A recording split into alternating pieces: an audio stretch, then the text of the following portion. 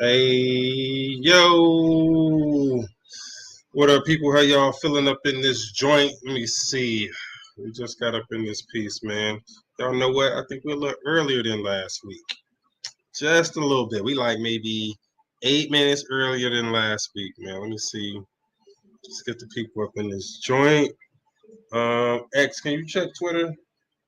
See, make sure we good to go over there. Yep. Let's see. I think Miss J is in the chat. Miss J, can you make sure that the Rumble stream is cracking? You know what I'm saying? To give me a thumbs up, thumbs down, please and thank you. Ethan, you there, bro? Yo, what's up, bro? Hey man, what you get the youngin for Halloween, man? Well, what's he gonna be? He's gonna be himself because we don't celebrate Halloween. It's for What the? demons and devils. We don't do that around my household. We don't talk to no demons, talk to no devils. We only, we only worship our various in our household. So what we're gonna do is we're gonna sit by the fire and have some au jus sandwiches and be thankful for the ancestors that brought us to this place called, Earth. And thank our bears for bringing Arby's into our lives. That's what we're gonna do tomorrow. Yo, wait. He could at least go. He could at least go dressed as a Jamocha shake or something. Like, what are we Nah, doing? man, he's already bright skinned, so he's already the color of a Jamocha shake. So he be all right. Wait. Your son is light skinned? Oh man, bro, like when he came out and I had put him in his car seat and everything, I was like, that's my little essay right there, bro. Oh, wait, I can't say that out here. Yeah, but yeah, I called my little essay in the back of the day, Man, that's messed up. I'm very yeah. I just say my genetics ain't that strong, man. It just ain't. I mean, he's got my Wait. mannerisms. Wait, is your wife light skinned? Yeah. Oh, Don't okay. tell her that. Don't tell nobody. Don't tell her. Don't tell her that. Don't tell. You gotta. Hey, you gotta tell the bright skinned people that they're dark, bro. It always smooths things over. You gotta be, oh man, you looking dark. You gotta always tell them. You know that. what? This whole conversation is ignorant. Can we get to the first story, please? Hey, Ethan, real quick before we get to this first story, I want to let you know there's a certain someone in here that swears up and down that she could fail the paper bag test. But I'm going to go on mute, though. You know what I mean? Man. Hey, we all got aspirations for greatness, Some of us, try to fly planes, and some of us try to fail paper bag tests. It's all in the, it's all in the drive. Yeah, buddy. All right, y'all here. I'm trying to let some of the people get up in this joint. I'm trying to let everybody get up in here. Make sure we good to go. X, you checked in on Twitter, bro? Yeah, we got You said we got what? 9 people. Hey, what's going on, man? Shout out to to Twitter land or X land, or what are we calling that place over there? We calling it Twitter land? Yeah, I think Twitter land. All right, it's gonna always be Twitter to me. It's like Cassius Clay. His mama named him Clay. I'm gonna call him Clay. So until you get hit with a lawsuit. What for calling it Twitter? Its name? That's what we not done? the name. I mean, the fact that you put X over it, I think it's a little on the nose to call it X-Land, but I'll stay on you. Mm-hmm. All right, man. Shout out to the 9 people on Twitter, man. Big ups to Berkeley. Appreciate y'all hanging out with us. Over at Rumble, man. I'm sure we got a small contingency over there, man. Big ups to the Rumble faithful, man. I appreciate y'all hanging out too. What's up on YouTube? At least y'all could be in the chat on YouTube. What's up, YouTube? How y'all feeling, man? Check in the chat, man. Just say hello. You know what I mean? Don't worry about Miss J. They'll be there. We kind of early. You know what I mean? We kind of early. It's all right. All right, y'all. Man, how y'all feeling today? Appreciate y'all hanging out with us. So it is Monday, we've been pretty consistent. I think this is episode 8, right? This is episode 8. So that's legit 2 months we've been on YouTube. I haven't gotten any emails yet about copyright strikes, so that's cool. I haven't got any emails about strikes about the content, so I guess that's good. Okay, so we're doing our best to keep it kind of chill. Okay. So yeah, man, we working our way through it. This isn't the typical format. Normally you can catch us on live on Wednesdays and Fridays. Wednesdays, Conspiracy Cookout with the Tinfoil Family, and Fridays is Tinfoil Hat Time. And we go live on Clubhouse. So, yo, if you want to hang out with us on Clubhouse, catch a live show, that's where we at. Or if you just want to catch the podcast, then go to Conspiracy Cookout with the Tinfoil Family. You heard it, Conspiracy Cookout with the Tinfoil Family.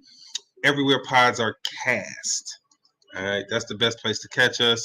If you want to catch the show, if you want to catch the long form version of what we do, well, we just be there, dispensing information, cooking on all kinds of random stuff. That's the best place to catch us. All right. So the Monday nights is 2 hours. It's the to-go version of it, man. It's you ordered it. We're gonna chef it up, cook it up right quick. We're gonna give it to you to go. Right. It ain't the microwave because I don't use microwaves. Who still use microwaves? I bet you Ethan still use microwaves. X, I bet you he don't use microwaves. Allie, you know what? Allie, I think she real with hers. Jamila, no. Paige, what's your microwave usage at these days? All right, Paige is still on mute, which tells me that it's pretty high.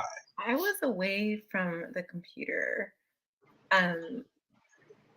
It's not pretty high. I only use a microwave if I'm away from home.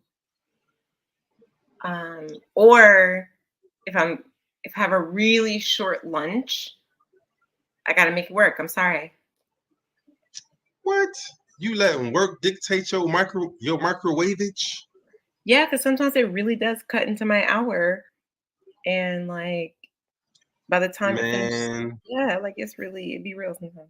But other than I eat that, it cold. I eat it cold. Wow. Okay. Oh, it's all right though. It's okay, man. We're gonna get you there. All right, y'all. So yeah, this is the takeout version. This is the microwave. No, not microwave oven. This is the what's that called? Toaster oven version of the Conspiracy Cookout. Yeah, this is Conspiracy Cookout toaster oven edition. All right, so we're gonna get in. We're gonna be out of here before 2 hours or around 2 hours. So I like to keep it around 2 hours. We get in and out. Give y'all something to chew on, and then we're gonna keep it pushing. If y'all want something larger, bigger meal, come check us out or go to the podcast. All right. So appreciate y'all hanging out. Like I said, the podcast is everywhere podcast, Apple, iHeart, Amazon.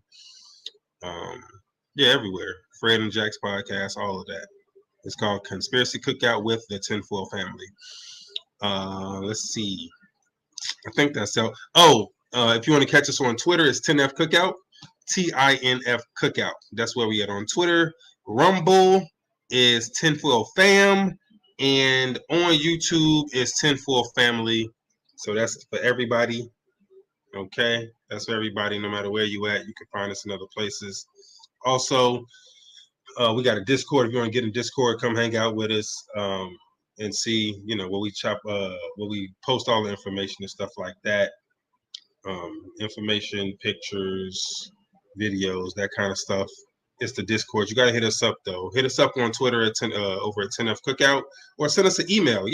Even if you like the content, if you like the podcast, no matter you want to just say what's up to us, shoot us an email at 10F Cookout. I mean, damn, not 10F Cookout. It's ptrutheoutreach@gmail.com. ptrutheoutreach@gmail.com. Here, PTRU. I'm gonna type it because I forgot. P Truth Outreach. Man, I forgot the OUTREACH at gmail.com. I just spelled Gmail all wrong. I think that's it right there. ptruthoutreach@gmail.com. Yeah, there you go, right there. If you want to just send us an email, say what's up to us, man. Right there. That's how you holler at us. Let us know what you think about the show. All that good stuff, man. If you got questions, or you just want to say big ups to me, right? Who wouldn't want to say big ups to me? You know what I mean?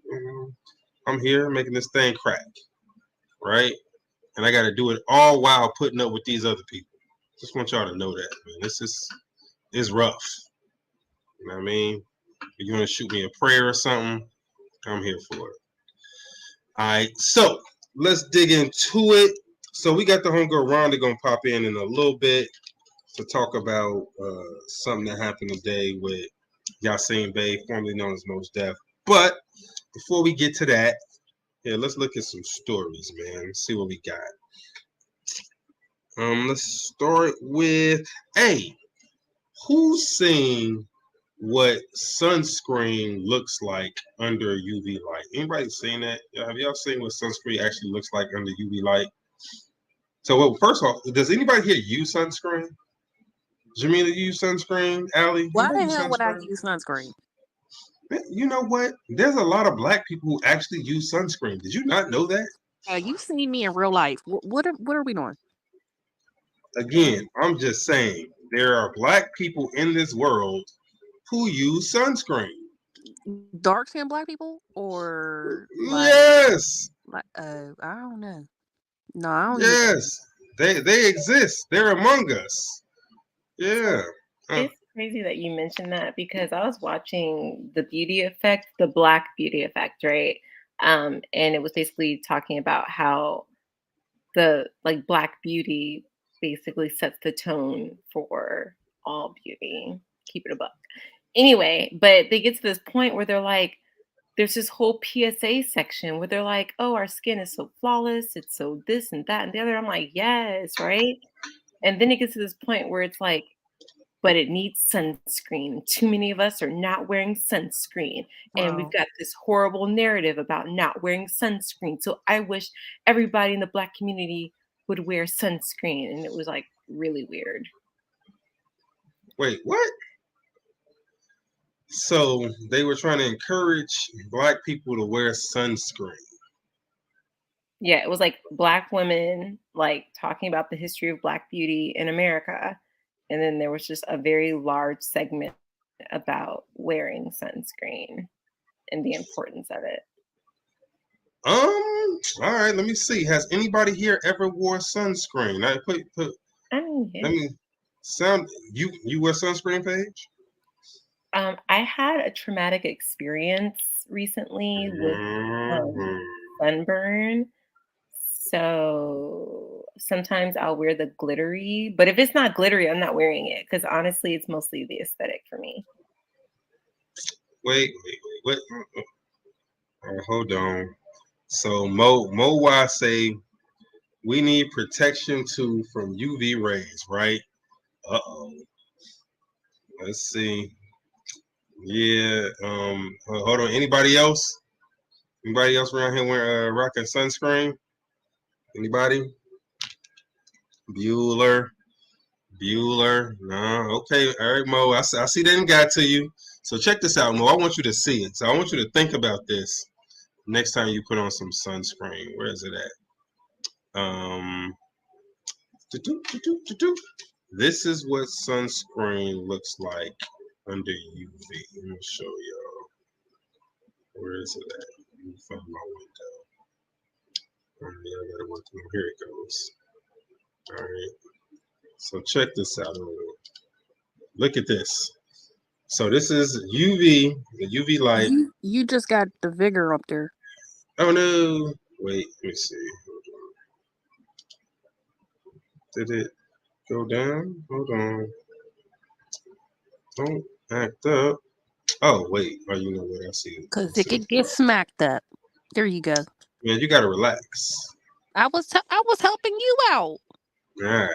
So here, this is y'all sunscreen under UV. This is what you're doing. you're essentially putting invisible shoe polish on. What you're saying is, hey, I can't be under the sun. I don't have the capacity to be under the sun, right? So please, sun, don't see me. Okay? This is your sunscreen right here. It's shoe polish. Invisible shoe polish. All right? Invisible shoe polish. All right? This is and this stuff gets in your skin, it gets in your pores. Okay? All the chemicals and stuff. Oh my God! Imagine that. Them people's It- putting on blackface. Exactly, Jamil. That's exactly what I was thinking. Yowza. I was gonna get real protected by the sun. Ain't no Real. sun gonna be shine on me today. They don't even know. That's it right there. That's it right there. It's blackface. That's your son's black. Your blackfacing outside. That's what people be like. You're putting on sunscreen. You're just a racist. Like, wait. Like, I'm just trying to protect myself from the sun. No, I know who you are. Oh yeah, yeah, man. Sunscreen mimics melanin. That's 1,000% right, Eureka. They make it to where sunscreen, so the sunscreen absorbs the UV. It's literally mimicking melanin. That's what it is. Yeah, who got kicked off? Yeah, that's what it is. Hey, Linnell, did you ask Eureka if she wears sunscreen? Hey man, Eureka said no. Man, please, Eureka. What are you doing? What are you doing in the sun, Eureka? What you do? You stay hydrated. Eureka probably just stay hydrated and keep it cool. What you put on, Eureka? She says she don't fuck with it. See, Eureka smart, and Eureka, yo, if there's a light bright around here, that's one.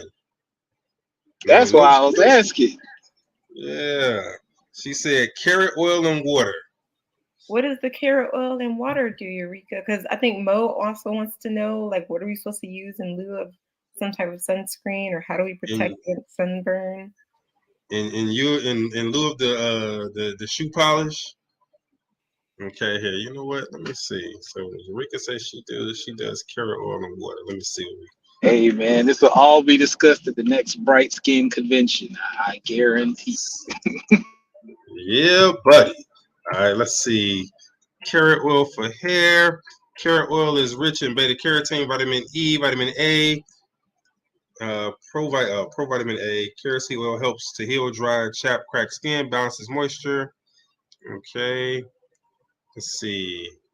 Carrot oil for sunscreen. Yep. So there you go. Carrot oil. Who knew? So there you go for all my people. Carrot oil. Oh, Kijana said raspberry seed oil. There you go. It's a natural sunscreen. All right. Good job. Good job. All right. So we got two of them. We got raspberry seed oil and we got carrot seed. We got carrot oil. Paige, you got it? So I don't want you out there panicking. Like, no, I have to put on the SPF 7000. Okay, look, I was never like that. And even after my horrible sunburn experience, I'm still not like that. I just think there should be ways to protect your skin. I don't want to get sunburned. All right. Well, now we got it. You got some carrot. You got carrot oil and raspberry oil. Big ups to Brooklyn. All right.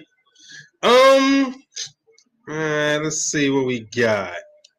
So, you know what? Here, let's stay along this line.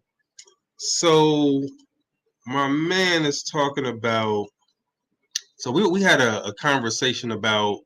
I think it was about blue zones. Y'all know what a blue zone is? It's a place where people like live the longest. So there's like 5 blue zones. So one is like Okinawa, Japan. There's a place in California where the Seventh-day Adventists are. I think it's like Sardinia, Italy. Like there's just a number of places where people live like a very long time. So those are known as blue zones. So my man here is going to break down like the secret. I think he lives in one of these blue zones. So he's going to break down the secret.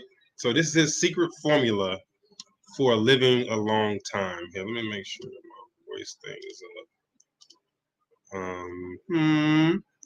So this gentleman says he has a formula for living a long time. Let me play the. Hopefully, let me play it, and I ain't got to move over to.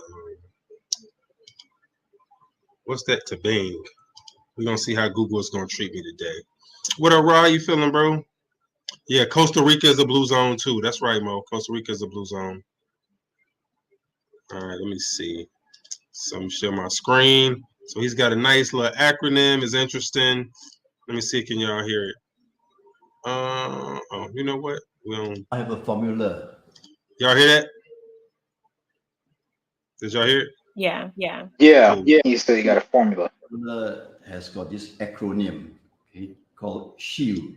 SHIELD means armor to protect yourself. S, sleep, 7 hours. H, how to handle stress. Right. So he said S is for sleep, 7 hours. All right. So sleep, 7 hours. H, he said, is for handling stress. All right. Meditate. I, interaction, such as discussing with you today. In other words, So let it be known. I is for interaction. That means you people simply being around me is helping y'all live longer. This is what he's telling y'all. I am the key to your longevity. Let's proceed. engage in conversation, have relationships to discuss. And the E, what's the E, dude?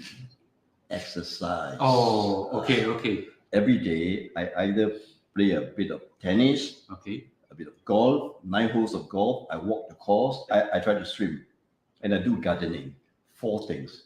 You just do a bit of each. Every day. L means learn. Learn something. Even at this age, learn something. So now I'm trying to learn some simple technology. So for example, I learned to edit.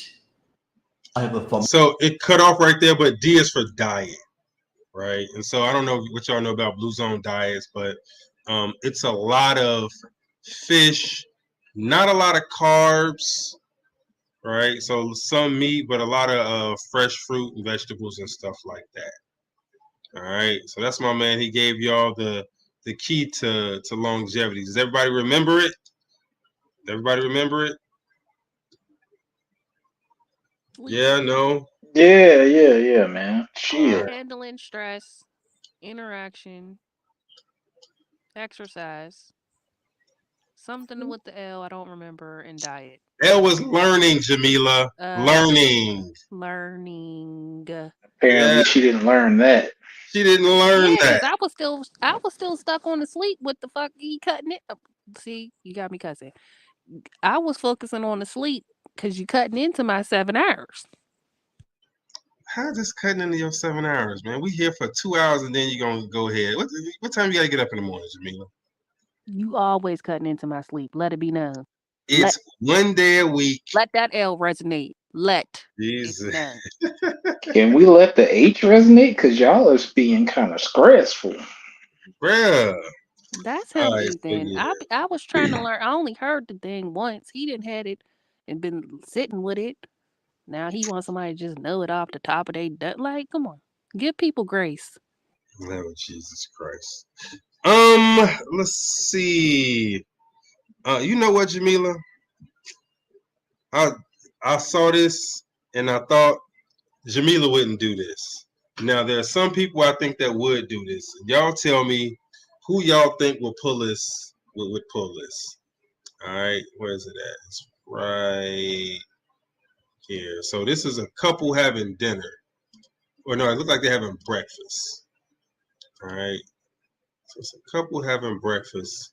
And it's interesting. I'm like, hey, yo, this is pretty cool. And then I looked at it and I'm like, who do you know that would pull this? Wait, where's my share my screen? Y'all gotta see it. Gotta see it. I think this is it. Yep. All right, can y'all see it? All right. See it. Y'all don't need to hear it. Now look at this.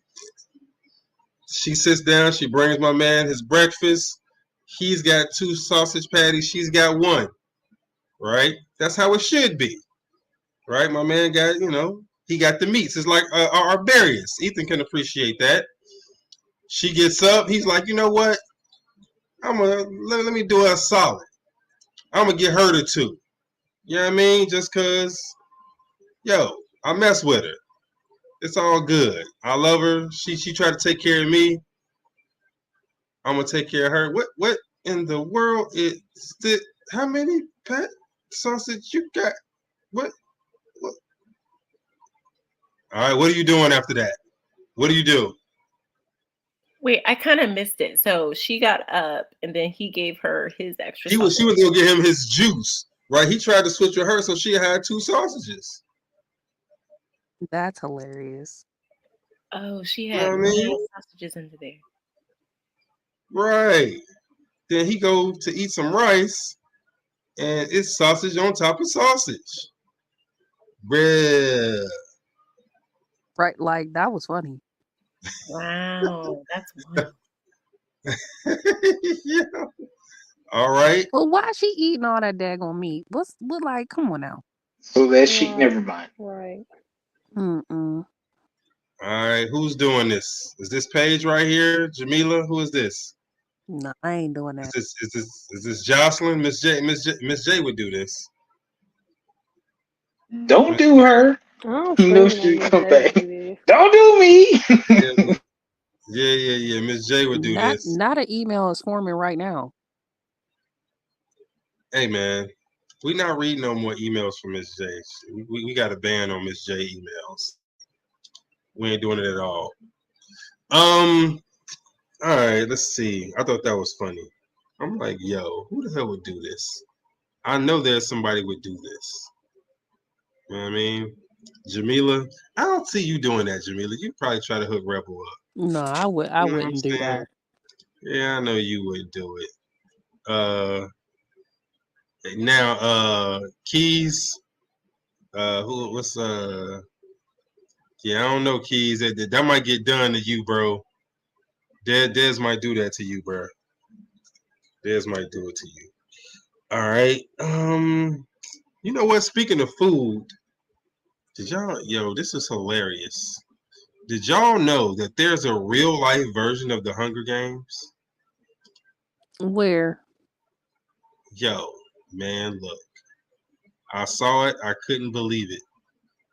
Hold on, let me get here. Where is it at? I saw it. I said, Indian one. Yep. Hold on, here it goes. Oh wait. There's a real life version of the Hunger Games, man. I gotta see this. Now, this version definitely doesn't look as dangerous, but the contestants don't look as eager to play though. Like, I'm not sure what kind of skill this requires. Does anybody know the rules to this game? So it's just whatever ball gets in the hole, you get that food. So the bucket, 2 kilos of fragment of rice, and 2 onions. And so they just get food. Like, is this how they eat? Like, and they got a bucket. And so, is there strategy to this? Who's got a strategy for this? Anybody?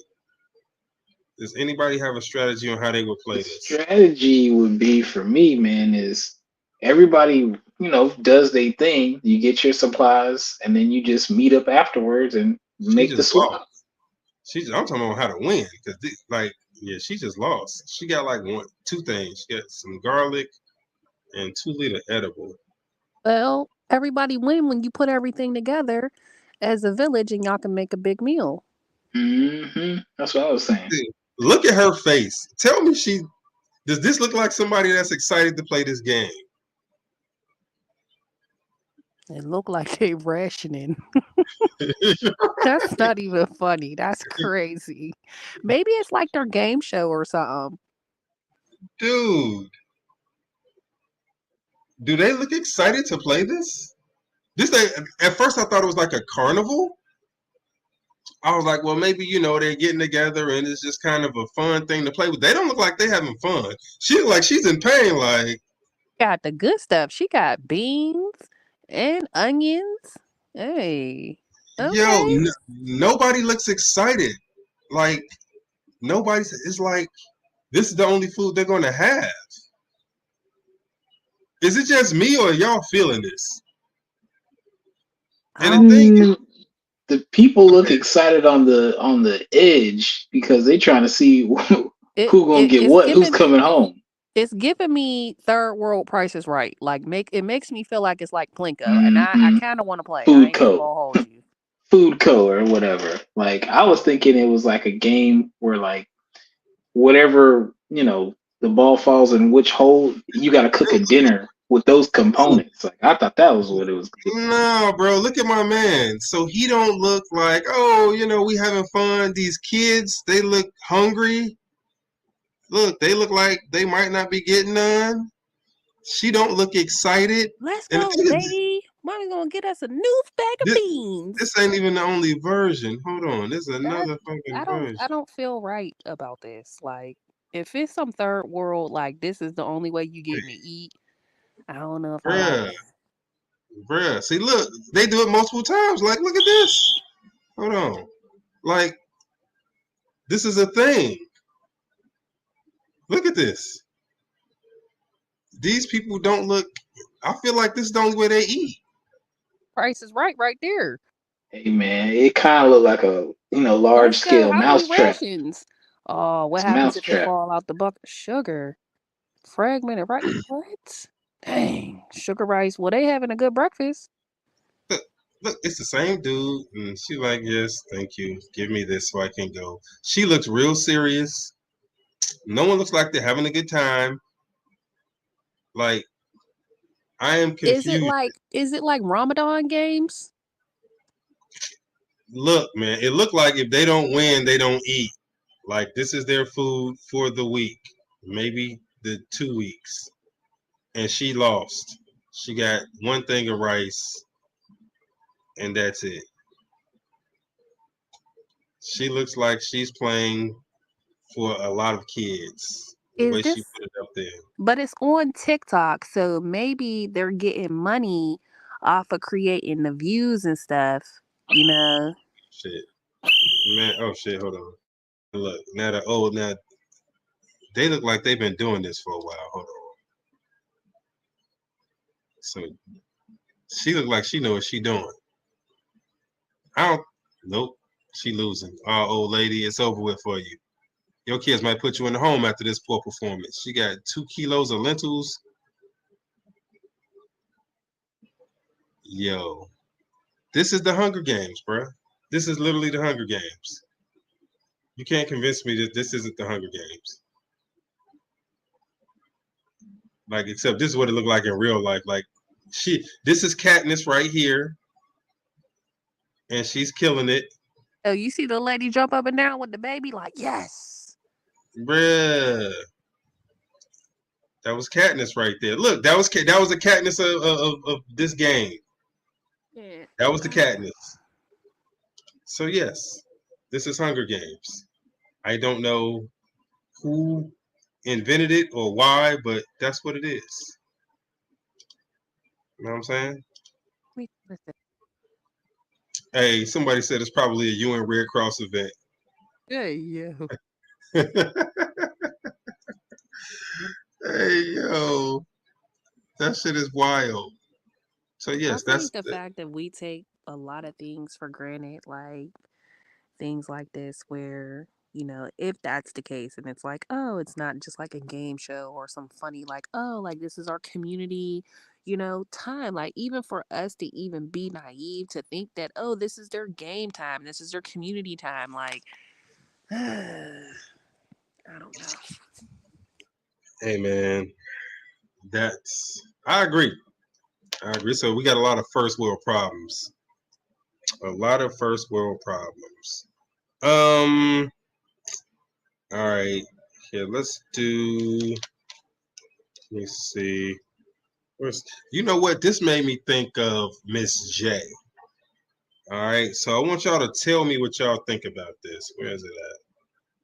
So this is 100% Miss J right here. And anybody else who's had to kind of do this, I want y'all to tell me what y'all think about this. Let's see. Okay, so this is. I think she's. It's not. What's the ones where you go shopping for people? It ain't Uber Eats. What's that? What's the one where you go shopping for people? Talking about Instacart? Instacart. So this is this chick went. She's Instacarting, and here, check this They're out. not for you anymore. I just told you why I should get a tip. I had to pack all of this in my car and bring it to you guys and unpack it. You did not pay me. You paid the You paid the I paid delivery for this app. food, okay? You paid the delivery app. You did not pay me. Do Do you not understand that? No, I'm taking all of this back. No, you're not. Yes, I am. No, you guys can get your refund, and another delivery driver can deal with you guys. I'm not going to deal with you. No, you're stealing. No, I'm not stealing it. I'm taking it back. How do we know you're going to take it back to the store? How do we know you're going to take it back to the store? You'll get a receipt. Trust me. No, you'll get your receipt. I won't. Yeah, Okay? you will. I'm gonna go take it back to the store. I don't need all this stuff, so I don't have a reason to have it. So I'm gonna take it back to the store. I don't care how much it was. You're stealing. I'm not stealing it. I'm taking it back to the store. No, you are. You are. You're gonna go to jail. All right. So what y'all think? So obviously she. Go ahead. I think that, for one, how dare you demand me pay you something and then for shopping? Like, you signed up for this, but at the same time, how dare you got $400 to spend on groceries and you gonna have somebody else do that shit? That's weird. Like, you're weird. So anybody else? What you got, babe? I ain't gonna cap. So I seen this on. My bad. Go ahead. No, I was just saying, it's like the fact that she spent $400 on the groceries, but she really can't tip like even no kind of percentage towards the driver. Yeah, I feel like that shit weird. Like, I seen this on social media, and the first thing I did, my child voice, let me look at the comments. They was eating these people alive in the comments. Like, what the fuck is wrong with y'all? Why didn't y'all tip her? I'm glad she took it back. I hope nobody else sent you another and like accepted your Instacart order. They should be able to rate you. You're a piece of shit. So collectively, the world feels like motherfuckers should be tipping these people that are buying your groceries. So don't be using that shit if you trying to tip. I personally wouldn't use it if I'm not trying to tip. Like, if I'm trying to be cheap, I'm gonna just pick that shit up myself. No shade. That's just like food. If you're trying to be cheap, don't go and sit down somewhere. Get it to go. And then even to go, I tip. And you know, But sis thought it was she thought it was like they about to tip me. They got $400 worth of groceries. Bet I'm about to. This is nah. They said no, we're not tipping you, bruh. she took that shit back though. So it's the fact that they also argued with her while she put the shit back in put the shit back in the truck, take that shit back to the store, and go on about your day. Like, period. That's it. It's the fact they recorded if that's her and they what thought you they gonna ate. do. Like, if that's what you gonna do. But for me, listen, you ain't about to take my shit back. I don't give a fuck if I'm tipping you or not. Like, Oh, I'm biting. We can fight. I got boxing gloves in the trunk. It is what it is, but we can box. And after I beat think, you the fuck up, I'm I taking think your that they groceries should have back to been the generous store.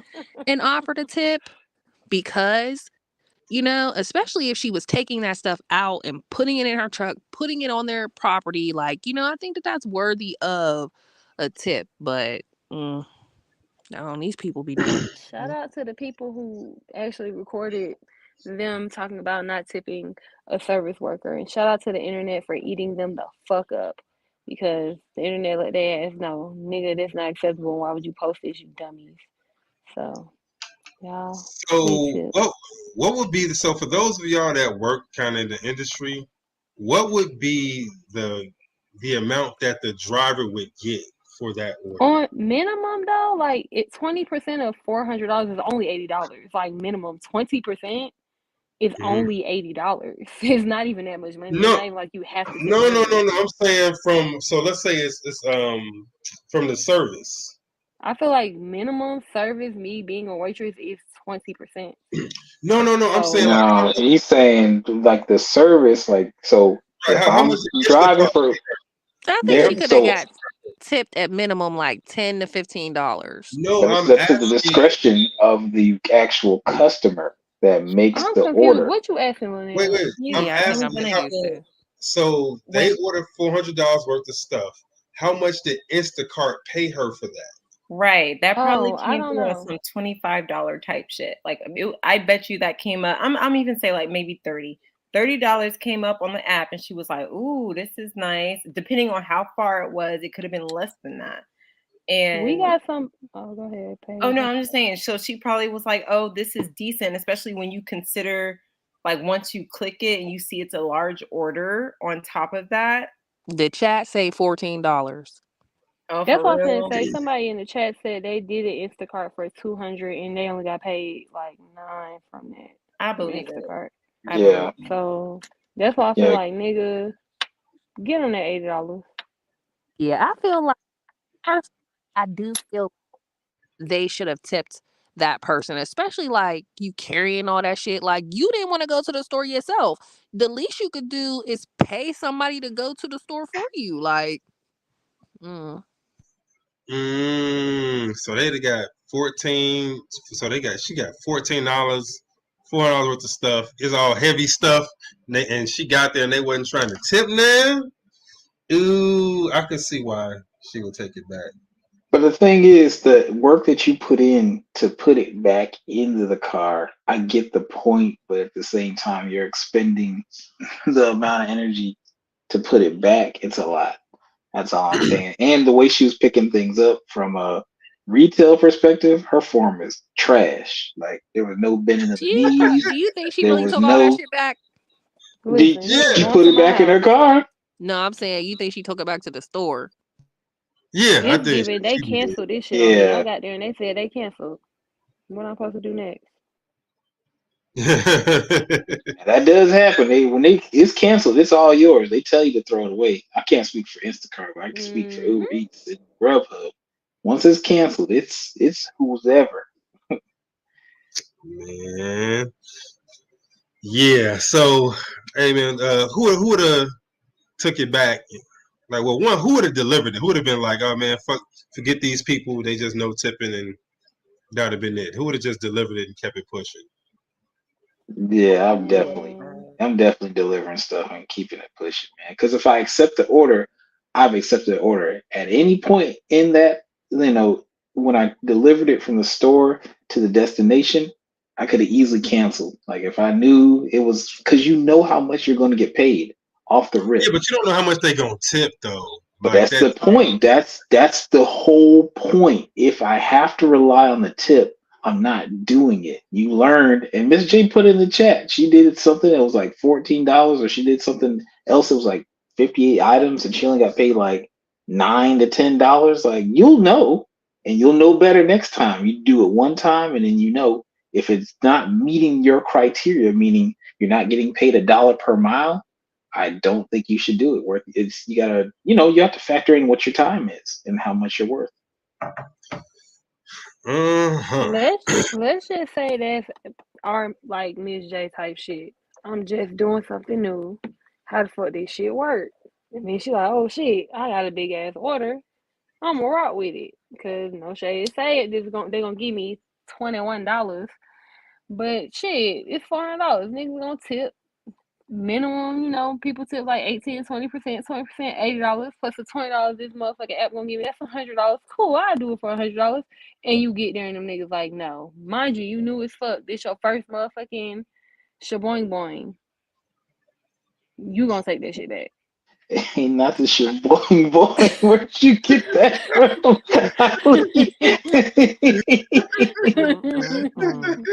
You gonna take that shit back? Yo, man, Eureka say if it's not busy, you take the order. Man, that's tough. I'm not trying to take nobody's $400 order. I don't even want to go shopping for my $400 orders. I ain't trying to do that. And then it's people that I don't even know. Hell no. Bad Atlanta not a shit real place. that I don't even eat in the first place. Get the fuck. I'm not doing that shit. Child, And then, Atlanta like, not a real how does place. it work? Let you think that you motherfucking not tipping somebody in Atlanta. You seen Keith Lee? You seen how he had to come chomping Atlanta off? It was true. Cause Atlanta not a real place. You ain't doing it in Atlanta. Cause they definitely taking that shit back, and they definitely having a house party with all your shit, and they definitely telling Instacart you cancel, or they might not give a fuck. It just disconnect their Instacart and get a new identity and do it again tomorrow. So, you tipping if you in Atlanta, cause you know better. You say you tipping? You definitely tipping. All right. Check this out. So we've seen this movie before, right? I'm gonna show y'all something. So this is y'all know who Anthony Hopkins is? He played Hannibal Lecter in Silence of the Lambs. Hello, Clarice. No, he did not. Hannibal is. I know that is. You know Hannibal. So this is him. All right. So this is him getting his vaccine. They got him on the news. They're like, hey, look at Anthony Hopkins. He's getting vaccinated. You should too. Okay? So this is Anthony Hopkins. Now, let's see. We don't need the sound for this. Now, what I want you to do is I want you to look at... Wait, why he look like the he filming nurse.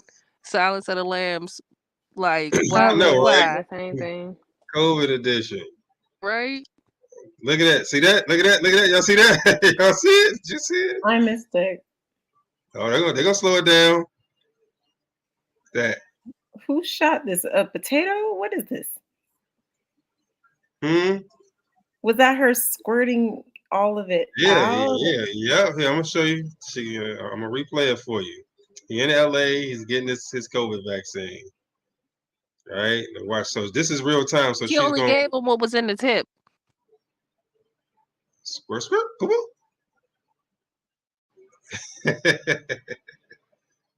You see it? So this is my thing. If she was going to do that, then why do it at all? Like, pro forma, it's LA. What I'm saying why is, she ain't motherfucking angle why that didn't she shit shoot it below towards the camera back? line? Yeah. Because he probably told her, don't get that shit in my car. Like, look, this is just theater. Don't put that shit in me and don't get it in my car. He probably doing them a favor, some promo shit for the vaccine. He like, all right, don't fuck around. She like, oh no, okay, I got you. And he was probably talking to her. We can't see what he's saying. I guarantee he's saying, bitch, don't put that shit nowhere near me. Like, okay, I got you, Mr. Hopkins, sir. If it was just a needle ejection, like, after they do it's like the safety guard shoots off and covers up the needle. My nigga, did you see? Let me show you something. Let's look at this in fucking slow mo again. So we're gonna look at it. Boom. Now watch, because the shit gonna squirt out. Like, nigga, watch the shit. You see that? Did you see the blast? Did you see that blast right there? Right there. But Yo. So, okay, I will say this. This is something that is really interesting to me because sometimes when you get a shot, when they pull the shot out, there, and it looks like you can kind of see it on that video, like there'll be like almost like a retraction type deal. And that mechanism that kind of retracts the needle back a little bit, it gets like the last little bit of liquid that's in the vial. And it does squirt out. So I'm wondering if that's what we're looking at here. The No, that safety was mechanism shoots forward to cover that the was needle so that there's no sharps. Right. I know, but it also squirts out like the last little bit of liquid that's in the Like whatever was left in the needle. yeah. that wasn't the end. That was the start. I don't know. I gotta see it again. What? Say less. Not right Yes, now. this is before. So this is at the start. Right? This is at the start. He's being No, injected right now, right? no. She's finna grab it. He had it up against him that whole time. No. She- Mm-mm. It's giving you kind of seeing what you want to see there because it's clearly after the Mm. injection. Okay, all right. So Paige and Jamila say, "Oh no, he got injected." Okay. No, I'm not Start saying he got over. injected. I'm just saying I have a lot of experience with those kind You of do. needles. I agree. All right, now That's what it be looking like. All right, I got you. pause it. Okay, so her right hand supposedly has the needle in it right now. Her right hand. This one. Yes, her right hand supposedly All has right, the let's needle in see. it. So All right, then she's let's going to see. put her left hand up on his shoulder, and then you'll see her pull the needle back with the right hand. Go ahead. All right. So the needle's in it. Is she? All right, let's see. All right, you right. Let's see. See how she pulls it out? So you think it was up in him, and she's well. Hold on. Did you see how much she just pushed? Yeah, that do seem. Let's see. That My nigga. My nigga. My nigga. Yo. Y'all think that was what? Just a little bit? The end of it? I think she just gave him. I think she just gave him the tip. Okay. I got you. Paige, what do you think? Where you at, Paige? You still sticking with? Oh no, that's normal. I am. Okay, all right, that's cool. All right, so Paige says it's normal. I got you. Now let's go to this.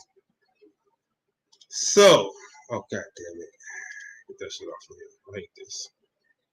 So, police charge Jose Maria Susafato, president of the European pharmaceuticals giant PharmaMar, right, was charged with being falsely vaccinated against COVID-19.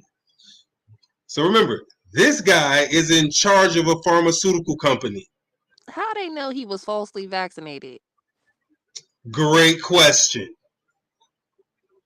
Dr. Susafaro has been caught up in a scandal in Europe involving people being added to the National Immunization Registry in exchange for large sums of money, with many of them familiar faces and household names. Police allege that Susafaro arranged to be injected with saline solution instead of the COVID-19 vaccination and paid thousands of dollars to have his name added to Spain's immunization register. Wow. As confirmed by police sources and reported by El Periódico de España. So what's worse, getting shot by saline, actually getting shot and showing people that you're getting shot, or what you think just happened with spraying it out? Ain't that the same shit? It's I'm all screaming at the how loud you same said shit. saline. It's all the same shit. I said that loud, Allie. I'm talking about Linnell talking about he paid to get injected with saline. With saline. Dude, all these Negroes are fucking faking. So this is the question though. When you think about how people are faking the funk. Why do they have to fake it if there's no more mandates? Because they told them it's safe and effective. COVID is quote unquote on the rise, and they're trying to get people to go and get it. Right? The vaccine, the hoax ain't over. Remember, they're still trying to set up a pandemic for the election time. Right? So Dr. Susafaro is among 2,200 celebrities and European elites on the list drawn up by national police of those falsely vaccinated against COVID. What are they trying to do for election? It's next week. What they gonna do? The election ain't next week. Election is next year. What are you talking about? There's an election day next. There's this election day next week. No, I'm talking about for the 2024 Jamaica. Okay. But you don't think that they just gonna make a move ahead of time? You think they just gonna wait until the big shit to just pop off? No, they're setting it up. This is the setup, right? So they're setting up a whole COVID scare to try to get mail-in ballots again. Right? They're setting up a whole COVID scare. Because remember, they're trying to work their number.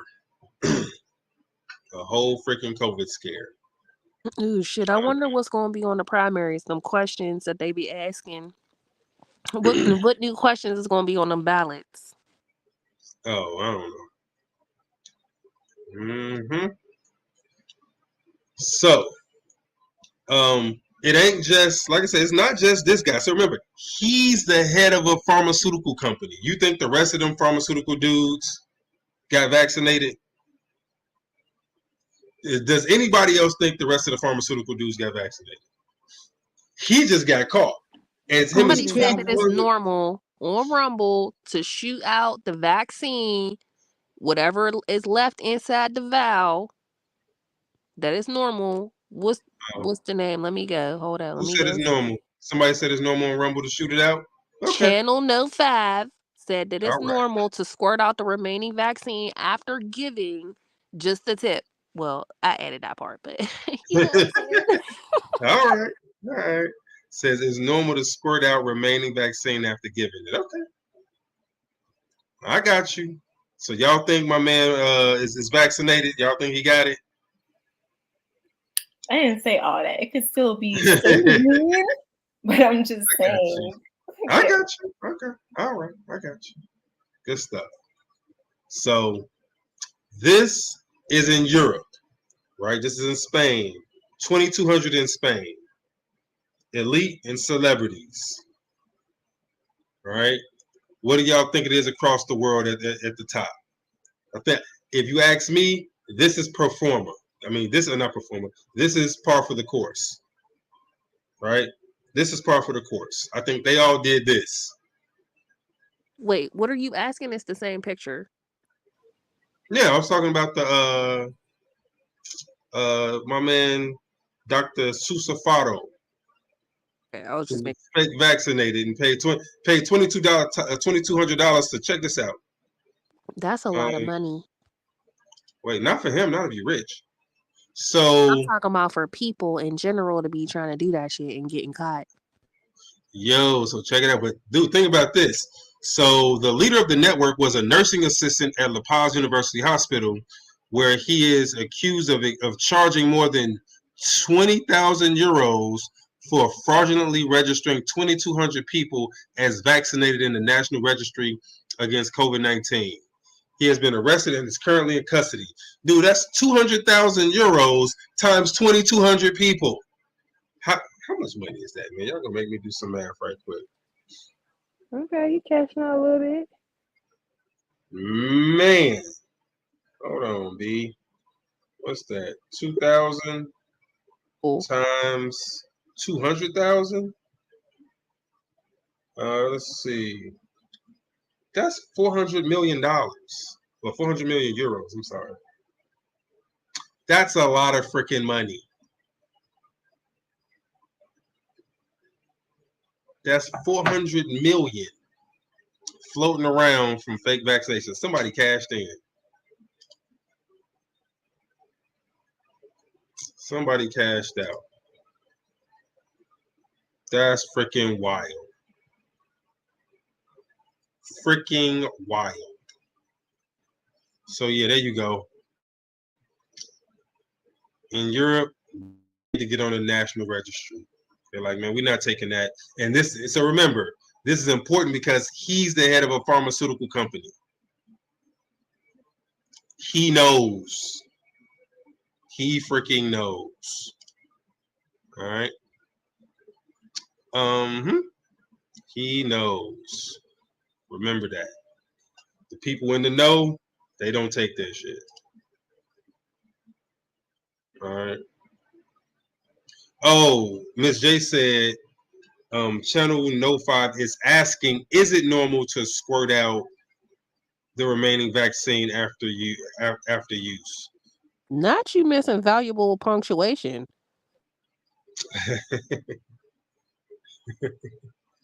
Hey, yo, does anybody know? Is it normal to squirt out the vaccine or the remaining vaccine after it's used? I think that's what Paige was saying. Paige, is that what you're saying, sweetie? Oh my bad. I had to do. What was the question? So Channel No 5 is asking, is it normal to squirt out the remaining vaccines after used? Yeah, so I think what a lot of people aren't realizing is a lot of those needles and those syringes have a safety retract where you have to press down all the way, and that's when all the extra gets squirted out, and that's the only way to release the safety valve. So when you take your thumb off the plunger part, the needle goes all the way back in. But like in order to engage that, you got to press it all the way down, and that typically squirts out. Oh, got you. I get you. You saying this? Okay, I get you. Okay. So yeah, Channel No 5, Paige is saying that's normal, and she definitely would know. All right, cool. Ron, do you hear? Yeah, I'm here. Blessings, everybody. What's going on? So I was telling them that you had called me talking about that Most Def, aka Yasin Bey, did a Instagram live that he don't normally do. So he's not an Instagram live kind of dude. And you want to kind of tell him what happened? Yeah, can you hear me? I don't see where the volume is. Yeah, we hear you. My volume is okay. Yep. So yeah, he definitely is not an Instagram dude. He rarely posts and very seldom goes live. And so he was inclined to go live today. But he came on live because he wanted to share a prayer. And he said he was gonna come on once a strong. There's nothing weak about our days. In order to see if this prayer could be done in mass. He gave just some information that it didn't matter your creed, your particular religion or denomination. This is a prayer for the oppressor and the oppressed. And then he said the prayer in Islam, I guess, in the actual language, and then he said it in English. Really powerful prayer. I was reading through the comments, shared it to my story, and then a friend of mine, Saul Williams, reposted like one of the most. There was a part of the prayer where he kind of just broke down into tears. And Wait, it was he right said it in Arabic? Oh, is that what it is? Okay. What did I say? Was it Arabic or What did I say? Islam? Is that Islam? you can't speak Islam, can you? Hey yo. It's like, wait, what? Hey yo. So you know what, Rhonda? So the part he said in Arabic, I thought he was saying the 100 names of Allah. No. I thought he said the first thing. Arabic was the prayer in Arabic first. Okay. Look, I've been in the studio all day, so for those in the replays of the YouTube, don't comment. Yeah, but Arabic. And no, he was saying the actual prayer. And then he said it in English afterwards. So anyway, I was about to repost it, and my Instagram's been down. Like literally, I remixed it and was about to post, and I pushed posts, and that's the last time I've seen IG. I have reloaded. I have deleted the app. I've shut the phone off 20,000 times, but ever since I tried to repost it, my gram isn't working. So I was just medding on it, and then I definitely called Lionel because I was just like, I would love to have a discussion on the power of prayer. And I feel like there's a lot of contradiction that is out there, because on one hand, people want to talk alchemy and metaphysics, but at the same time, the acknowledgement of what prayer does or can do is kind of overlooked when, whether you call it the adversary, whatever you guys want to call the opposing energy, is constantly in a form of incantation, which is prayer. So I had asked him to engage a topic. He was saying he'd put it on here. I wanted more of a broader spec. I was really interested to see if anyone else was having some Instagram issues. I videoed, the gram shutting down on me just for evidence. Yeah, there it is. I was hoping he would play it. I think it's really powerful.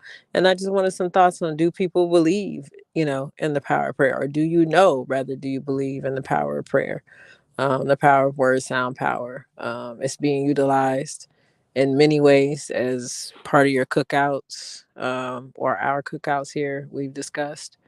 But like at some point in this game, um, you know, acting or practicing or have intention in metaphysics as our motive of response to the ills that are happening, I think have to come into play, because that's really the realm that we have access of. All right. So here, let me see. I think I got it queued up. So it's just so I think what I did was I put it on. I got the audio just because it's easier for me to play the audio Okay. than the video. So here, let me see if I can play the audio. Let's see. All right. Oh, you two. Can y'all hear that? Yeah, I can. Who's, repeat with me. Oh, you two whose mercy one.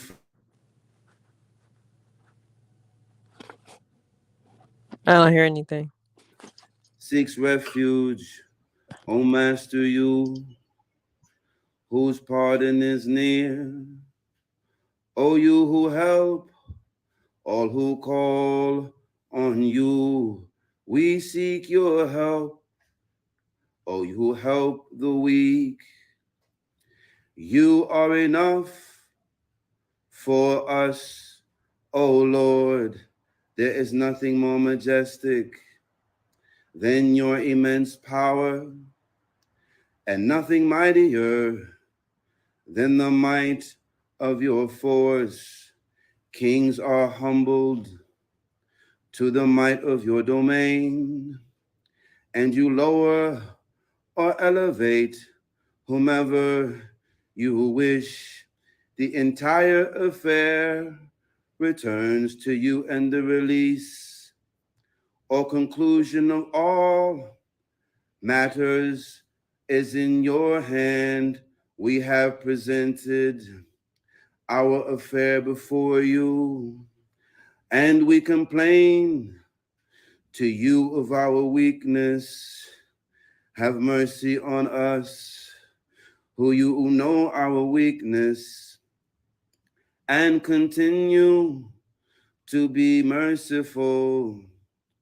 Look at what we have experienced from people. Our state among them is as you see. Our troops are few, and our wealth is little. Our power has declined among groups. They have weakened our solidarity and strength, and diminished our numbers and our preparation. O you whose kingdom cannot be pillaged, give us shelter by your rank, which is never overcome. O supporter of the poor, we trust in you. O cave of the weak, we rely on you. You are the one we call to remove adversities, and you are the one we hope to dispel our sorrows. You have such concern for us that we cannot hope for protection which comes through any other door. We rush to the door of your bounty, and you honor the one you enrich by your gift. You are the one who guides when we are misguided. You are the one who pardons whenever we slip. Oh, you of vast kindness, oh, you whose good encompasses all mankind, and no other is called on. Words are lacking, oh, hearing, oh, answerer. The cure is difficult, oh, swift, oh, near. To you, our Lord, we have stretched our hands, and from you, our Lord, we hope for kindness. Be kind to us in what you decree, and let us be pleased with what pleases you.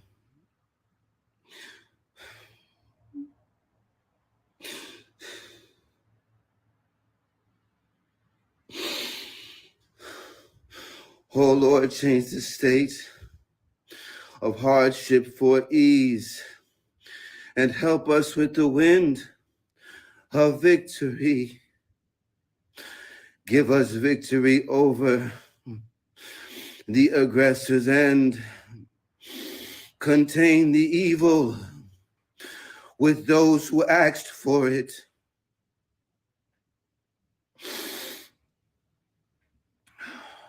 Overturn what they desire and make their efforts fail.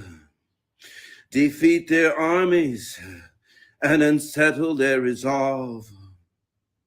O Lord, hasten your justice among them. They cannot stand before your power.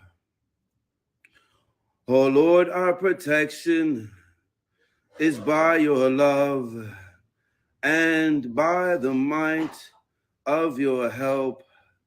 Be for us and do not be against us. Do not leave us to ourselves for a single instant. Give us security when we travel. I don't think so. Give us Not security yet. I don't think it's on because I always when we think it's remain. Praise belongs to the one by whose praise those with an aim fulfill that aim. Praise belongs to the one by whose praise those with an aim fulfill that aim. Praise belongs to the one by whose praise those with an aim fulfill that aim. Amen. Amen. Amen. Ya Philistine, Ya Philistine, Ya Philistine, destroy the Mujrimin. Ya Philistine, Ya Philistine, Ya Philistine, you will and must be free. Ya Philistine, Ya Philistine, Ya Philistine, from the river to the sea. Ya Philistine, Ya Philistine, Ya Philistine, You will and must be free. You will and must be free. You will and must be free. Amen. Amen. Amen.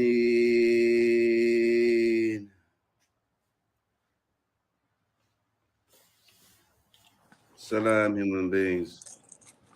We are not a caravan of despair. Peace. There you go. So, Right. Good. yeah, the clip that Saul had, it was right after he started crying when he was talking about, defeat evil, to trample the beast talk. And that was what I was trying to repost. So, I think despite, in the beginning, before he set it up, he was just talking about, he wanted people to repeat, if you believed in the power of prayer or one source. So I don't think it particularly matters, the sectors, if we all have the understanding that there's one universal source, and the power of word sound power. And what people think. I definitely think my Instagram is affected because I was going to repost it.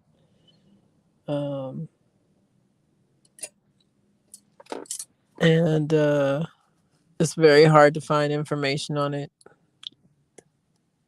Lionel was asking me to send him some links, couldn't find things, like it's got to be on YouTube.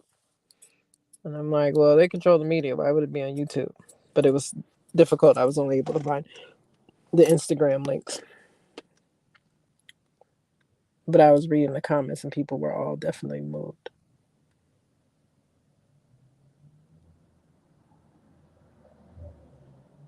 Why do I think it's effective, Jamila?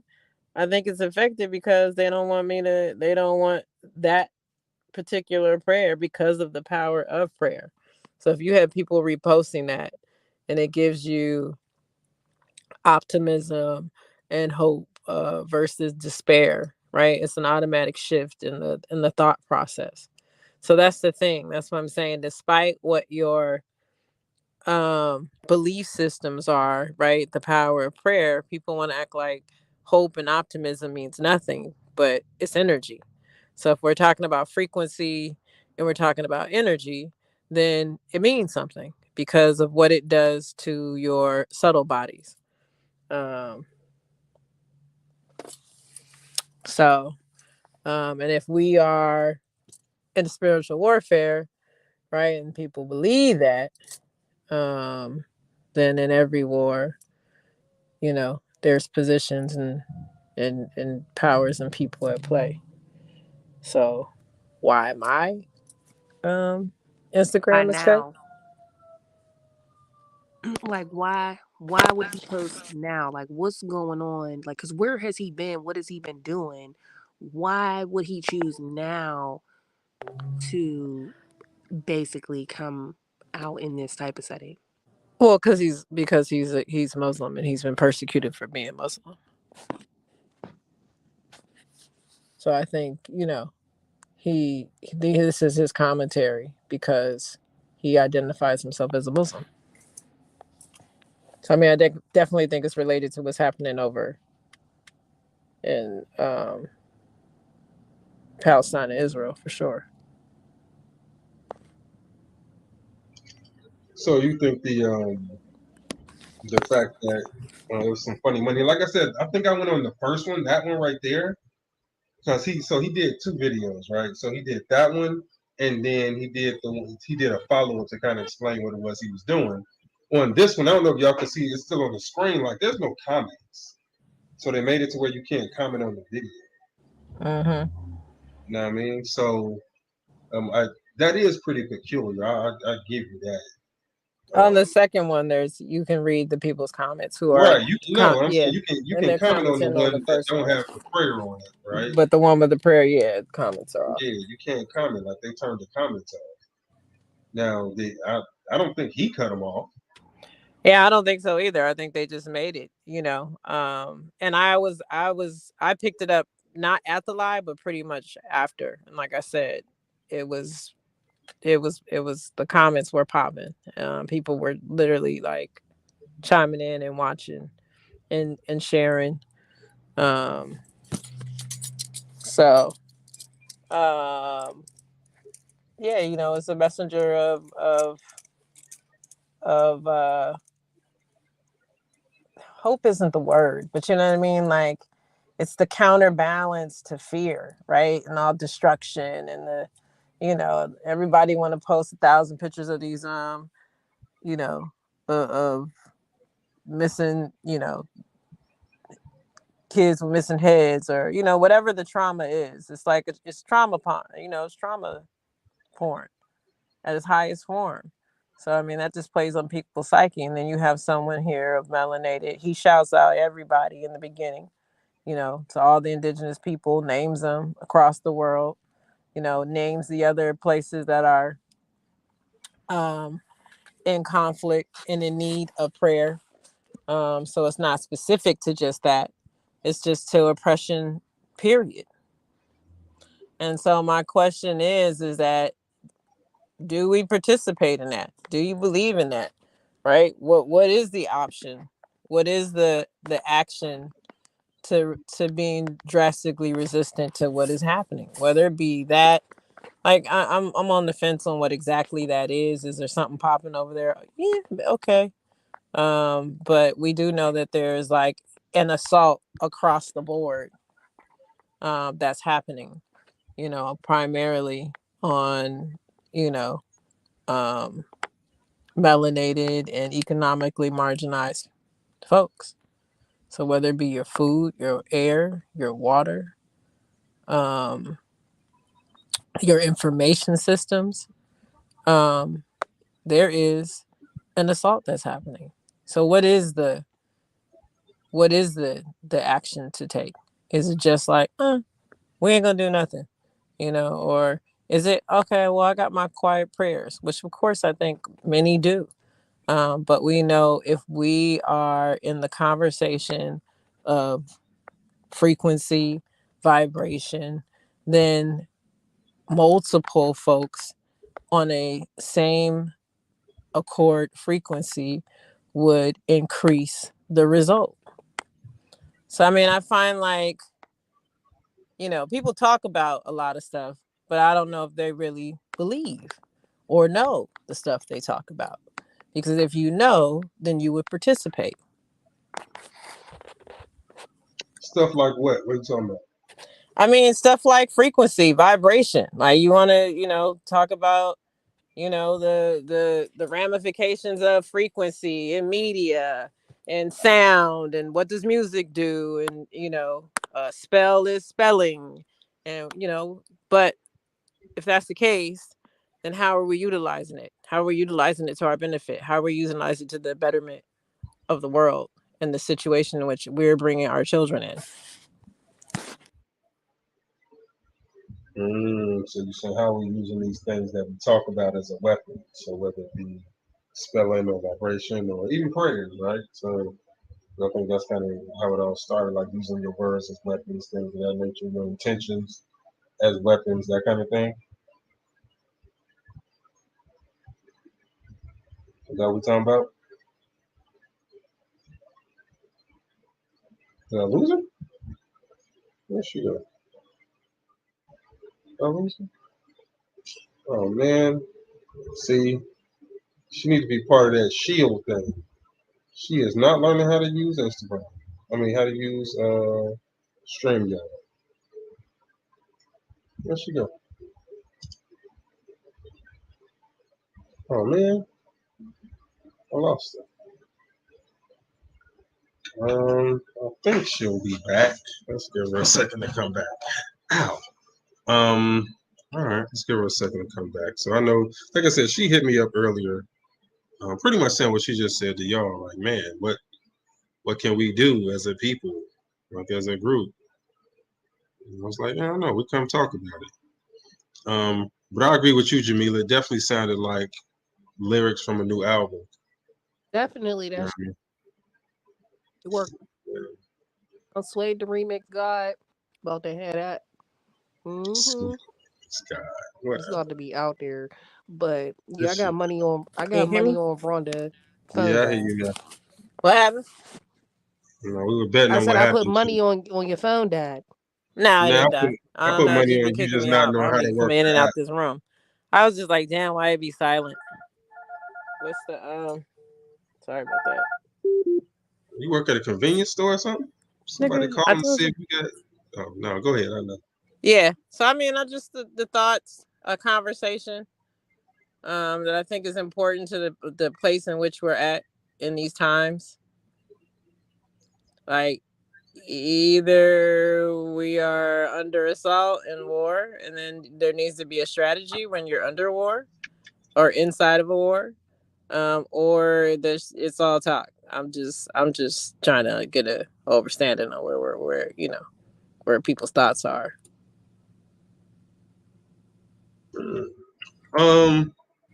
Is it either or can it be both? Right. So I don't think people are monolith. I think everybody. Honestly, you know what? I think for the most part, people are trying to figure out what their position is in all of this because we're under attack. Like it's a constant assault on multiple levels, right? There's a physical assault, there's a spiritual assault, right? There's assault on an assault on us on many realms.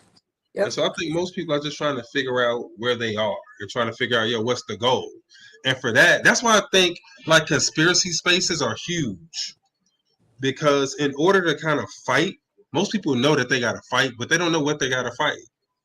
They're trying to get an understanding of what the enemy is. They're trying to get an understanding of where the battleground is, right? They're trying to get an understanding of, what are we fighting for? What are the weapons? And so I think being in conspiracy spaces, that's what all of this shit is about. Just learning and understanding exactly what the hell we're doing. I agree. Wholeheartedly, but I think like of course you bring in new energy consistently, which is why some things become repetitious, because you are constantly sharing with someone who hasn't heard. But after 2 years and then some, you know what I mean, like this conspiracy, and I put that in quote, is now mainstream. Like I'm finding it not hard to believe, but I think that for the most part, because it's become mainstream, that pretty much people are aware. Like, I think there is an awareness. You think people are aware of what? Of things that are under attack. Man, hell like no. Your food. Hell no. No. Nope. So you know what? So that's a product of being around like-minded people, right? So that's a product of being around people who speak your language, who understand what you're talking about, who build and who do this shit all the time. Once you leave out of these spaces and you step out into the world at large, the shit we talk about is unheard of. Really? Unfucking heard of. The shit like we just did a whole series on how all conspiracies are connected, right? And all the stuff that we talked about, as soon as you leave us and you go to somebody else who is not in spaces like this, and you say you can like just the tip, you give them a little bit of it, and you blow their fucking minds. It's not even that cognitive dissonance because they have never heard of most of this shit. They hear about it tangentially, and when they do hear about it, it's in a negative fashion. When they do hear about it, it's crazy people think this. People on the internet are saying that, but they don't know what they're talking about. Oh yeah, I think the government be lying. What they lying about? I don't know, just stuff. It's very non-specific. Right? They could know, man, they poison our food. Okay, what kind of poisons? Why are they poisoning it? What does the poison consist of? Who's doing it? How are they doing it? I don't know. I just, it's just what they do. Nobody knows anything. And then, and when you say, yo, some actionable, one of the things that, like I had a conversation, today. I had one yesterday about something. When you talk about actionable stuff, right? So we were talking about, so one of the homies, his aunt has cancer. She's in hospice with cancer. Okay. And he was, and we got to talking about, just different ways to treat it. And he was like, all right, well, cool. Let me just send this video. So the thing is, he know that the earth is flat. So he with all the stuff we talked about, even though he don't know a lot of the stuff, he's open to it. And all you got to do is, like, I was talking to him. He was like, oh shit, that's wild. Let me send this video to my cousin. And I had to tell him, bro, no, you sending your cousin a video is not going to activate your cousin. Because they're not in the mental space to receive the shit. They don't know what to do with it. Right? It's more dangerous to tell them what's going on than to just you show up and you do it. Most people's mental capacity isn't there. And what we do is we try to move the needle just a little bit. Just a little bit. Because trying to give people a lot, it'll freak them out. This shit will fucking freak people out. The shit we talk about will drive normal people and fucking insane. I think that goes to some cognitive dissonance because they rather not know. Ignorance is bliss. 1000%. They can't really handle the capacity. A good friend of mine, Greg Tate, used to say that all the time. He'd be like, Rhonda, they can't handle the capacity of maleficence that exists out there. They don't even want to fathom it. It would just throw them into a perils that most are not ready to 1000% acknowledge or deal with. 1000%. And so for those who do know, then, because one of those is worth 1,000 of those who don't. So for those who do know, then the action needs to be it needs to be taken. So for those that do know, I agree. I think so now for those that do know, so now we're still on the fringes though, right? So people can know how important sound is. They can know how important vibration is, right? They can know how important intention is. But giving people something actionable is what's most important, right?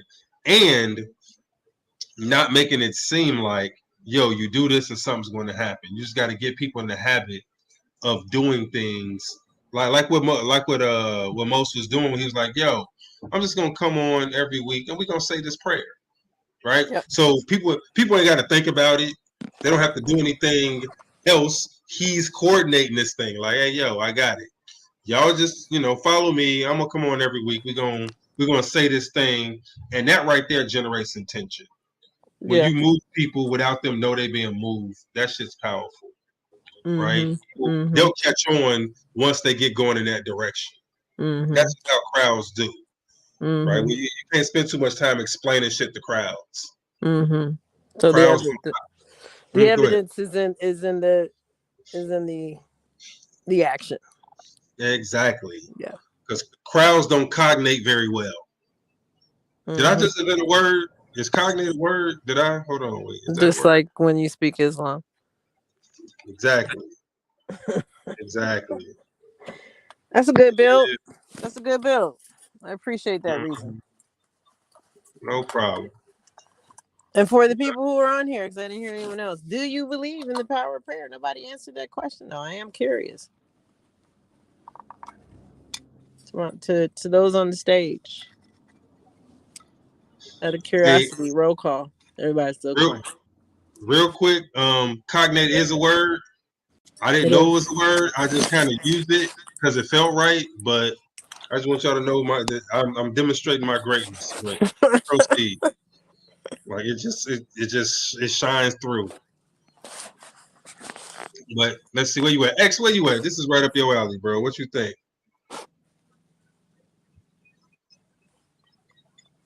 Where X go?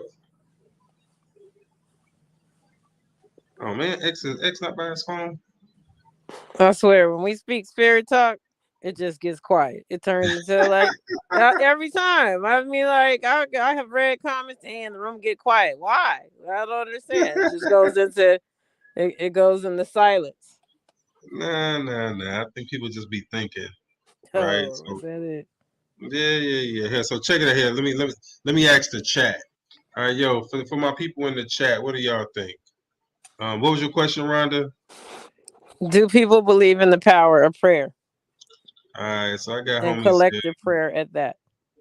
All right, so my homies in the chat. Do y'all believe in the power of prayer? Yo, if you put it in the chat on Rumble, Miss J will translate it for you. She'll bring it on over. Let me see what we got. Do you believe in the power of prayer? Just in general?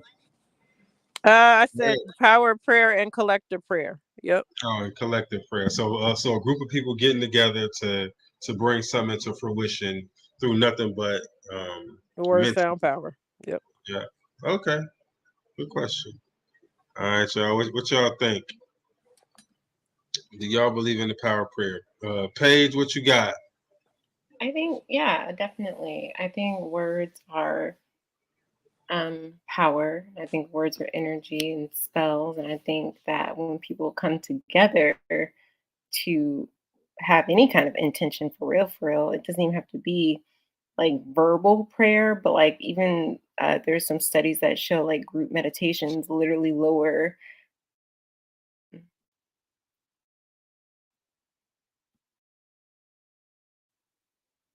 Dang, I muted myself and then. Yeah, I was trying to say, what the hell happened to Paige? Yeah, no, I accidentally muted myself and then there was a delay on the unmute. Anyway, studies have shown like group meditation has like lowered stress levels in people who weren't aware of the group meditation in the area. I have to go find it, but I do think that intentional energy work, whether it's through verbal prayer or energetic meditation, is powerful. Hey, you know what? So oddly enough, so today was supposed to be about like Halloween, right, and the history of it. So Lisa said something in the chat. She says there was a devil worshiper who said that collective prayer put the demons off attacking an area. You know what I'm saying? Thoughts are things, right? And so the history of Halloween goes back to kind of what you're talking about. Like this entire conversation is literally what Halloween is about. It's about people getting together and making things happen at a specific time.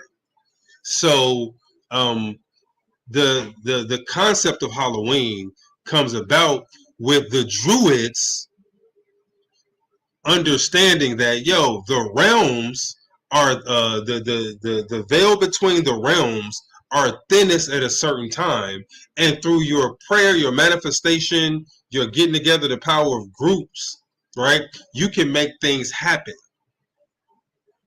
right? Because prayer is nothing but thought or words or vibration, and so through those things, they would make things happen at a specific time of the year. That's literally where Halloween came from. Well, and it also gives the opportunity to communicate. So that veil is so thin that communication is easier at this time. Exactly. Or assistance or communication just in general. Exactly. Which oddly enough makes me wonder if, like, I think Jamila was like the timing, right? The timing. So is this something that maybe he understands? That with the veil being thinnest right now, will a prayer of this magnitude of this type be heard or amplified or have more weight because of what's going on? Because Halloween is literally right now. Yeah, it's true. He definitely picked a day to come and speak about it. You know what I mean? Is there something in the timing that he did it? Mm-hmm. Because I'm sure it's not only the Druids that knew about or understood the nature of the veil being thinnest right now, but I'm sure multiple cultures understood the nature of the world. Like, yo, you're gonna do something, you do it at this time, you do it at this hour, you do it at this place. Did it say where he was? Like, he was at a studio, right? It was a studio. I don't know where it is, but yeah, across the board, across other Hallows Eve or this particular day of the ancestor happens to fall at the same, very close to the fall equinox. So it's really the equinox in which the time, and this season in which it allows the bell. So definitely across the board, other spiritualities for sure have the equinox as part of their It's part of your understanding. Yeah, understanding, participation. I was looking for the word, but like it comes into play. Okay. The rituals and stuff. So Halloween is technically tomorrow, and tell me why my landlord just turned on the Christmas lights. So I guess we have Christmas lights now before Halloween. Because Indians celebrate. This is Indian fucking Christmas. I don't know. Maybe Indians celebrate Christmas on Halloween. What Indians are you talking about? Landlord. Talking about What kind of Indian? She's Dot East not Indian? feather. Dot not feather, yeah. Dot feather. This Negro.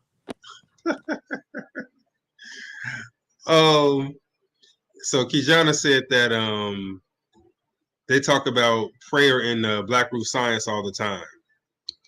Right? Black Root Science all the time. Mo said collective prayer is most definitely powerful. If one will chase 1,000, two will chase 10,000. There it is. That's the word. Is that what it is? What's that from? Well, I don't know exactly where it's from, but it still speaks of one of us is worth 1,000. Yeah. If one will chase 1,000, two will chase 10,000. What's that from, Mo? Lisa said the Diwali festival is celebrated by Hindus. Is that why they got? Is that why they got Christmas lights up for Halloween? So, yo, is Diwali the same as Halloween in Hindu? No, No. It's more like a celebration of the gods. I used to celebrate or avatars. I don't know what I call them. So it's around the solstice. It's November 12th. It's around the equinox. I'm sorry. Is that the equinox or no? It's not the equinox. It's the equinox is what's coming up. Fall equinox. Yeah. So it's around the equinox. Yeah. Well, that's wild. So is that what Diwali is? Is an equinox celebration of the equinox? They say it's a celebration of the gods, but the timing looks pretty suspicious to me. Right? Well, because I put it more with like back in college, I was just like, "Ooh, this is like Hindu Thanksgiving," but like that's why I was like, he kind of early. Like these Christmas lights is up like right now. Like why? But no, I thought it was like a celebration of like the certain gods. I don't know. Like it's supposed to be like you ask them for protection and blessings and all that jazz. Right, but I think having it coincide, that's what I'm trying to see. Hold on. Having it coincide with the equinox, I don't think is a coincidence. Oh, probably not. Yeah. Yeah. I don't think that's a. Yeah, I don't think that's a. Okay, let me see. Let's see. The equinox was on September. Oh, yeah. Yeah, the equinox is in September. So Oh yeah, not bad. Not the fall, winter solstice is coming yeah, up. it's Yeah, the my winter bad, my bad. solstice. Yeah, it's like like the Yeah, equinox. 3 yeah, I'm months. all off. Yeah, my bad.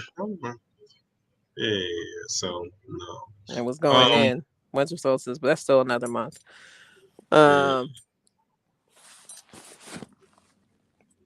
Wait, this one October. What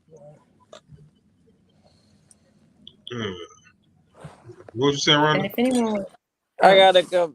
Yeah, I don't know where I went on this tangent with the fall equinox, but hold on, I'm about to correct that. Give me a second. I was gonna say, if anyone was curious about the study I was referring to, where they talked about the impact of group meditation and how it lowered the stress of the location around them. It was a study done in Fairfield, Iowa, that happened for 17 years. And it was like almost 2,000 people that practiced transcendental meditation for 4 years. So there were like a few years where they just studied what the crime and drug related deaths and mortality rates and crime reports, like they reported all that stuff. Then they started the collective meditation for 4 years and then reported that same stuff during that time. And then once it stopped, they reported, the same stuff after it stopped. And basically they found a 14% decrease in everything for the 4 years that it was going on. It's interesting. It is. Is that similar to when they like took? I think they took like detention out of schools, and they started teaching the kids meditation. Yeah, that's an initiative out here, but they call it mindfulness, but it's meditation. Okay. Yeah, same thing, right? So intention. It's about the intention. But collectively, I know that they were doing some studies where people were meditating, like during the harmonic convergence. I don't know if you guys remember that. There was like a big initiative, and they brought the Schumann resonance. Was definitely in this. Every time they did the collective meditation, the Schumann is it the Schumann resonance? Am I saying it the right way? Yeah, that's right.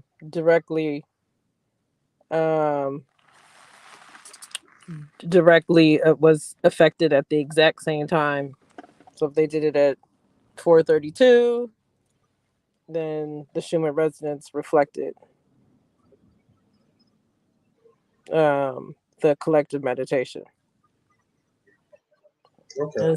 That was so it's really important. And word is sound. And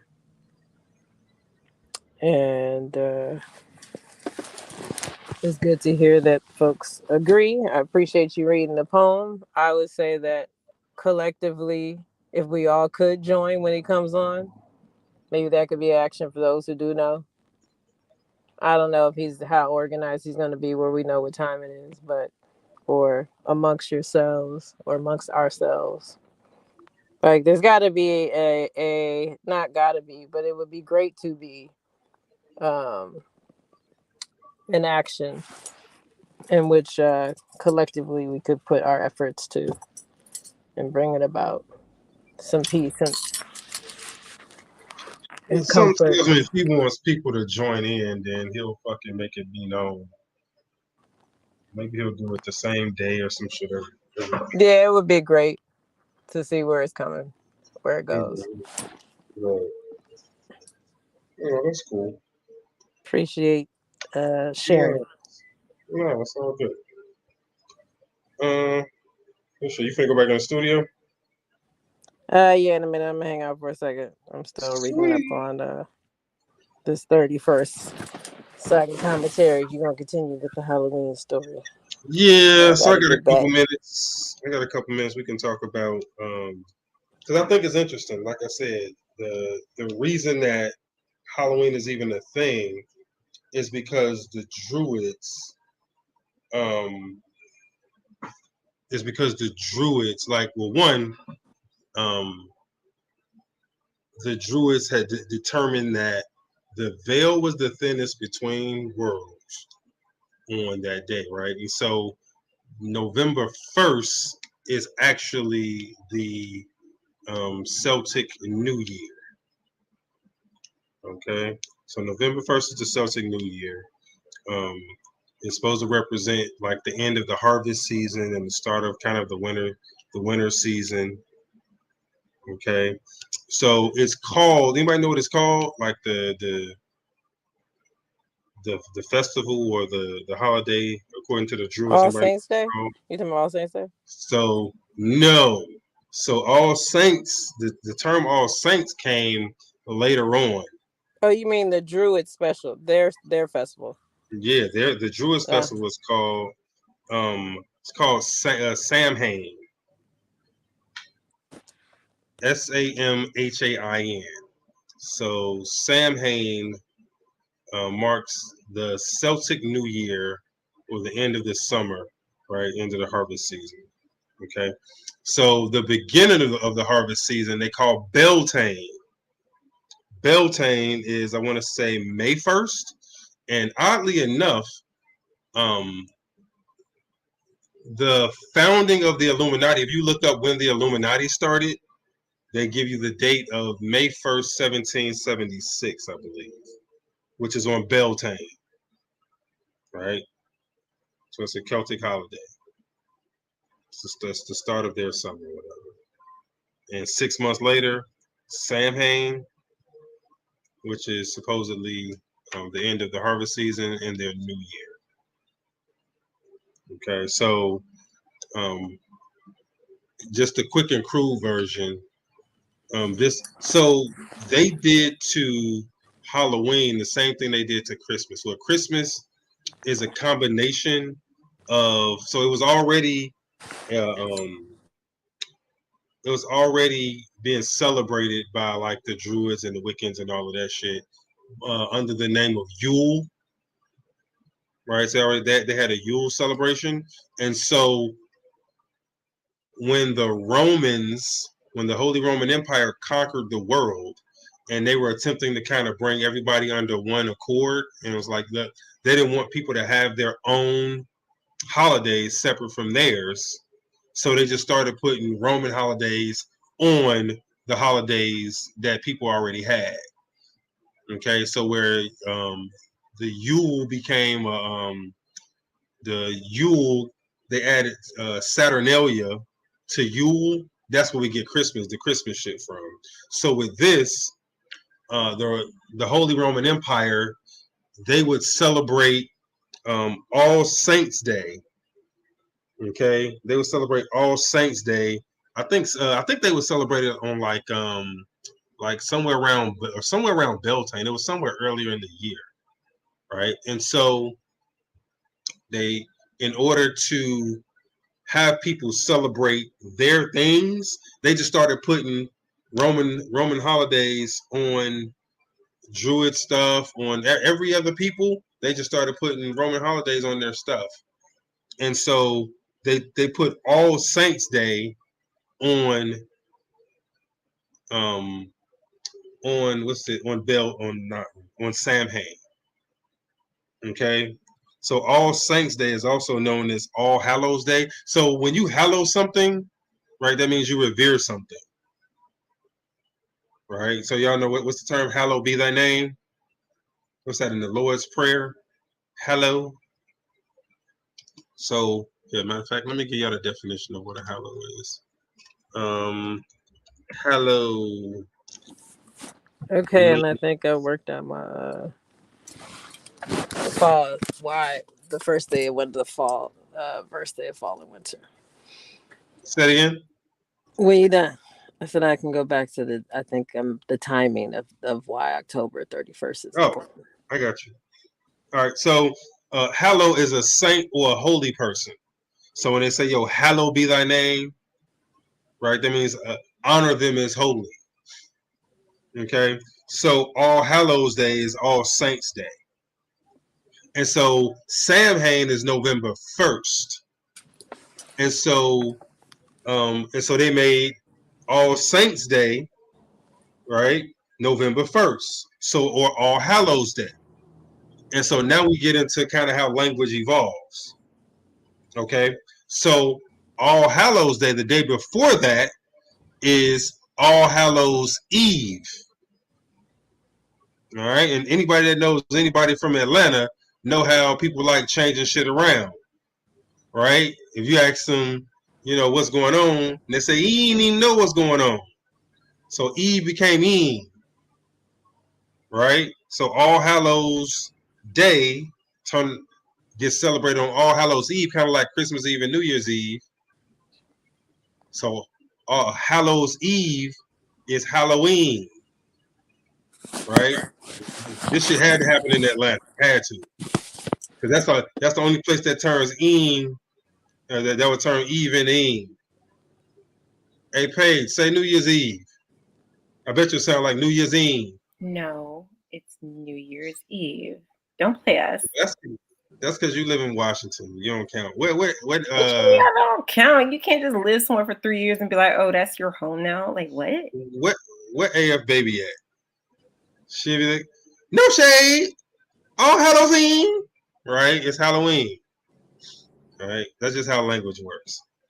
All right. That's literally where the word Halloween came from. It's Halloween. Hallows Eve. Hey, what would you say, Rhonda?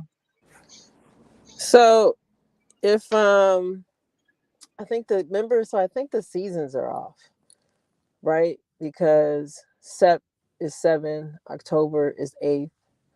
So you know how they say the beginning of the year is really the spring. They got people thinking it's January 1st, but that's hibernation. So I think this is imperative to the seasons changing based on the calendar.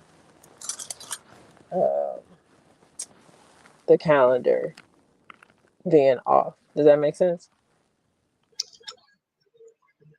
So wait a minute, you're saying that have we ever done the calendar dive? Yeah, how really they say the first of the year is in the middle of winter, but it's not. Their right. winter. It's really beginning of your year is spring. Right. So which is why September is the 9th month, but really Sep means 7. Mm-hmm. How could October be the 10th month when Oc means 8? Right. How could December be the 12th month when it means 10?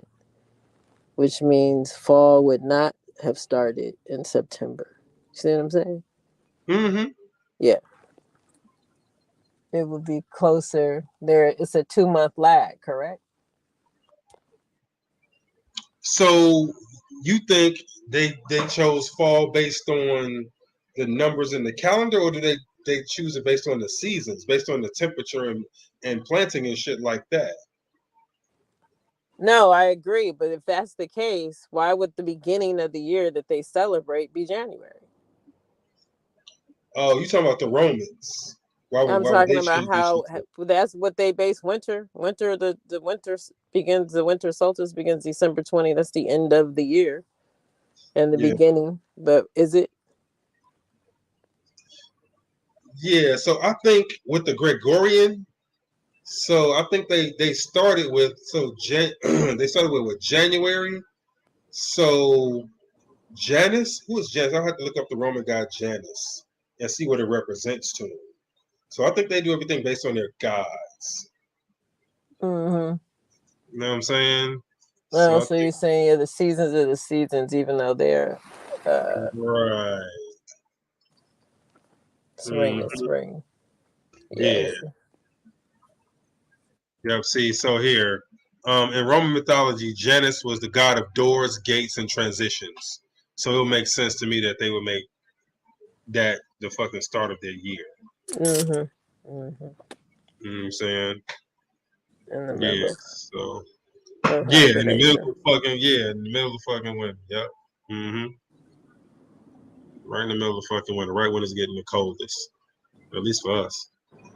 When the real celebration should be in March. Mm-hmm. Yep. Let's see. Janus represented the middle ground between both concrete and abstract dualities such as life and death, beginning and end, youth and adulthood, rural, urban, war and peace, barbarism and civilization. Yeah, that seems about right. Right. Seems about right. So yeah, that's where they got this shit from. All right. Let's see. So talking about the Druids. Let me see if I can get this to you quick and crude. I told you I'll be trying to keep y'all at around 2 hours. Let me see what I got for y'all. Let's see where we at. Let me check my time. All right. No worries. I got y'all. So yeah, that's the so Samhain, which is the Celtic New Year, right? Which cosmologically or spiritually is the time when the veil is the thinnest between the worlds. Okay. And oddly enough, I was checking this out. So the veil is the thinnest in places. So I wanted to tell you where. So when we talk about the veil being thin, so the places where the veil is thinnest are places where land meets water. So like at the beach, okay, on piers or something like that. Which is why I think so Burning Man. Remember, Burning Man started at the beach in San Francisco, right? So and that's a Druid tradition. Burning Man is a Druid tradition. It started at the beach in San Francisco. So the veil is thinnest at places like that, right? Places where land and water meet, at ecosystem edges. So like at the start of a forest, or at the start of a desert, right? Places where lots of natural energy generates, such as waterfalls. Okay. Anywhere two ecosystems overlap. Mass soul transition sites, graveyards, or the place where a lot of people died or something like that. Churches, hospitals. Okay. Places where energy meridians overlap. All right, so now you get into your ley lines and geological hotspots. So is that like geysers or fault lines or shit like that? Okay, so those are places where the veil is the thinnest.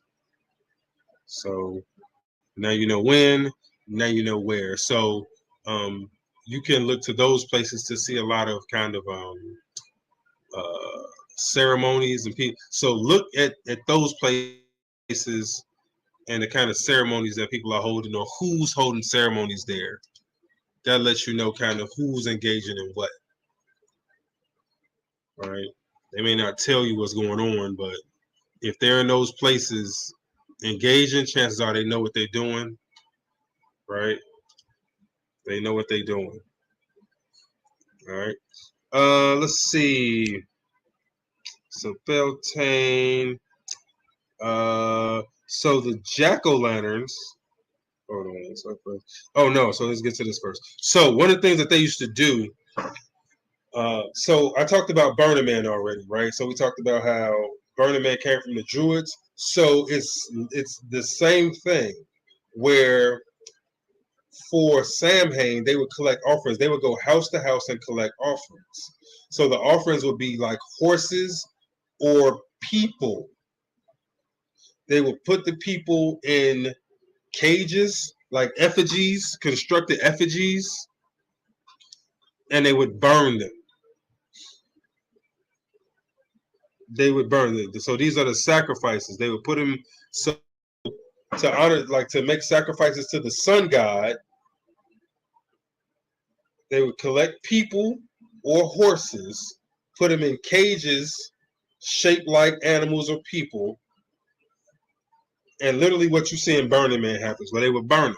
They would burn them alive, and that would be the sacrifice to the sun god. And then they would take the fire from the sacrifice and take it back home, and that would be like to renew their fire or some shit like that. Like it's some wild. Like the Druids is fucking wild. Whenever we start talking about the Druids and their traditions, it gets fucking wild. It gets fucking wild. Matter of fact, I think, hey, yo, who saw that movie Midsummer? Anybody seen the movie Midsummer on Netflix? No? Yo. It's new? Huh? No. No. When did I see it? I saw this years ago. Let's see. It was about this. It was about these people that went on vacation in Europe, and they went to this dude's. Can you hear me? Yeah, I hear you. You hear me? Yeah. Anybody hear me? Yeah, we hear you. Can she hear us? Who is that? Ron, that's Rhonda. See, talk about old people learning stuff. But nah, so they was engaging in some ceremonies that was wild, and I'm willing to bet they had that was some druid shit. Hey, Quan. Hey, you want to see some wild shit, bro? Watch Midsummer. Quan says been on his watch list for a few months. You want to see some wild shit, bro? Watch Midsummer. I guarantee you that was druids. Like that was some druid shit. Whenever we do some shit and it involves the druids and their history, it's always some wild shit. Okay, sacrificing is their shit. So the jack-o'-lanterns, like people get pumpkins and then carve them out and make jack-o'-lanterns. That used to be, so it wasn't always pumpkins. It used to be actual human heads. It was actual human heads that they would carry around. So we only do the jack-o'-lanterns now. Like we do pumpkins and shit. That shit changed over the years. But in its inception, it was human skulls that they used to fucking carry around. Okay. They used to wear costumes to disguise. So they used to disguise themselves from the fucking spirits. They were hiding from spirits. So they wear costumes to fucking hide themselves from the spirits. And some say that they used to dress like the spirits, and then they used to try to lead the spirits out of town, right? Like, oh, we're one of you, but we're all walking out of town, so y'all should follow us, and we're leaving. Kind of like, you know what it remind me of? Y'all ever watch Walking Dead? Remember on The Walking Dead when they used to put the zombie blood on them, and the zombie wouldn't be able to see them, like they couldn't tell that they were alive? Same shit. Same shit. So that was a thought process behind the dressing up. You were to dress up like the ghosts or the spirits or the goblins, and they wouldn't know it was you. And then you try to lead them out of town. Right? So all this shit goes back to the druids, man. And so my question is, if you participate in it, does that make you druid adjacent, or are you part like, are you druid adjacent? Are you someone who is engaging in pagan rituals?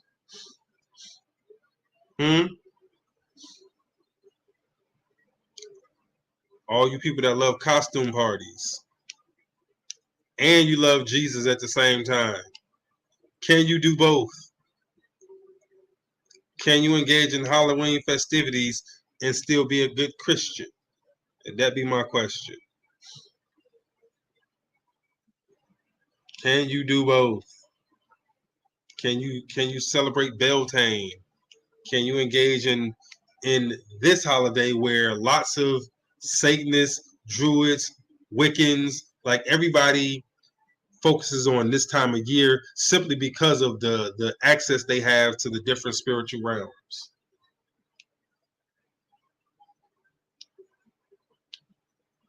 can you claim to be of God if you engage in any of these activities? Even if you don't think, you're like, man, no, I'm not here for that. I'm just here having a good time. Because the hardcore say no. The hardcore say, nah, you can't do it. You know what I mean? Engaging in bonfires, which is literally bone fires. That was all that was left after they burned the sacrifices. It was a pile of bones. So it was a bonfire. What you say, Quan? What if you just feed the ghouls and goblins? Is that participation in the ritual? I feel like yes. What's the goal of the ritual for Halloween? Feed spirits. So the goal, well, seeing that the veil is the thinnest between realms, supposedly this is a time where all the souls pass from this realm to the next realm. Because the veil is the thinnest, this is when they can go. So it's not to feed the souls, it's for the souls to leave. All the souls that died, they supposedly leave here and go to the next realm because the veil is so thin. This is the time when they can go. The doorway is open. Which because the doorway is open, you get a lot of people kind of playing, trying to contact other entities and spirits and not only contact, but work with, ask things of, all that kind of stuff. So it's a whole thing. So no, it ain't about feeding them, but you get people who acknowledge that they exist, and then they want to work with them or play with them or get them to do stuff for them, or just talk to them. You get me?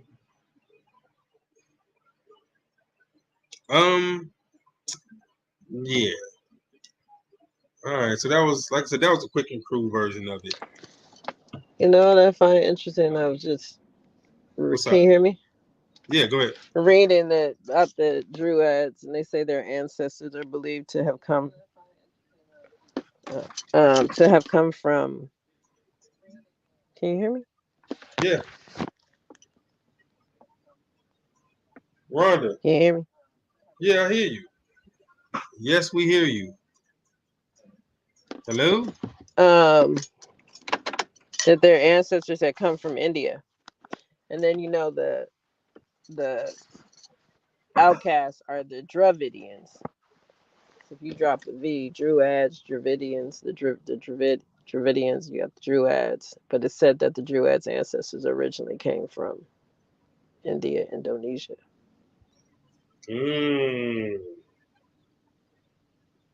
That is interesting. So the Dravidians in India are that's the bottom caste, right? Isn't that the bottom caste in India? Am I there? Yeah. Yeah. Rhonda, I hear you. Can you hear me? Yeah, I hear you. Can you hear me? Oh,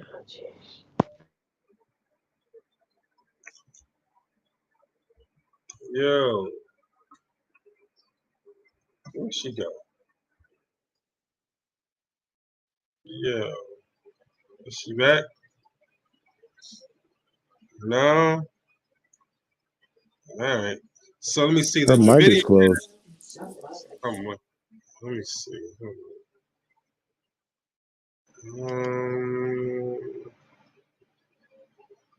Let's see. Yeah, she's not engaging at all. No. Let's see. The Dravidian caste is a major ethnic group primarily found in southern India and northeastern Sri Lanka. The majority of anonymous Dravidian is not a caste. Hold on. It's a misnomer. A banner for non-Tamils, particularly Telugus, to hide themselves comfortably using is a tool to fool Tamils and remain in power. So is it a race? No. The C group winters. They migrated to Iran. The Dravidians carry African haplogroups. So these are black-looking people in India. Got you. Got you. Indigenous to the Indian continent, may have deeper pre-Neolithic roots. Yeah, here we go with the bullshit. Got you. Let's see, did Rhonda come back? No, she's not back. All right, cool. Hey, Kijana, Midsummer is a thriller. Yes. But it's wild. You heard it here first. It's wild. You heard it here first. All right, y'all. Like I really wanted Rhonda to keep talking about what she was talking about. How the Druids are the Dravidians. And the people that are Druids today definitely are not the Druids of old, if that's the case. What's up, Rhonda? Man, that was crazy. We heard you. I was telling you, we heard you. Yeah, it went silent. I couldn't hear anything. No, we heard you. Yeah, what you were you were saying? reading. You were reading on the I couldn't hear it before. You were reading on. Yeah, but see, that's the story they tell. Like we're told that the Dravidians are the original. So if you could keep reading dialect, it'll say there's some that will give the credit to them as the progenitors or the Aboriginals. And then they're like, oh, there's a sub-Dravidian race, which means it's still them.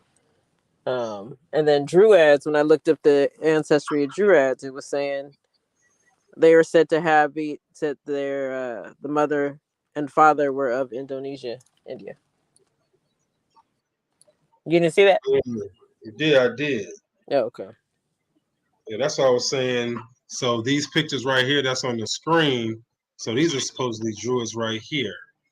So when Elizabeth, when she was coronated, well, when she was a princess, they initiated her as a Druid, and so these are supposedly Druids right here on the screen. So they initiate all the royals into the Druid society. It looks like it's been hijacked. Definitely been hijacked. You know what I mean? That's what it looks like. It's been hijacked.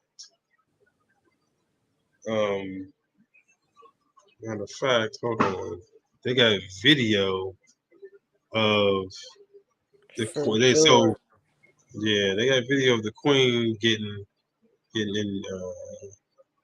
inducted into the, I guess it's the practice or the cult, or that it's not a cult, but the church, right? So did they're saying, I guess this is the predecessors to the Church of England,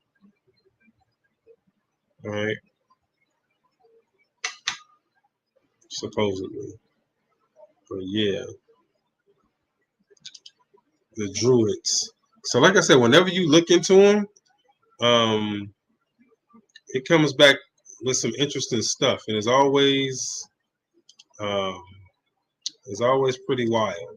Yeah, so I think this is it right here. Yeah, this is on the video. Yep. So this is the video of she was princess at the time, Princess Elizabeth getting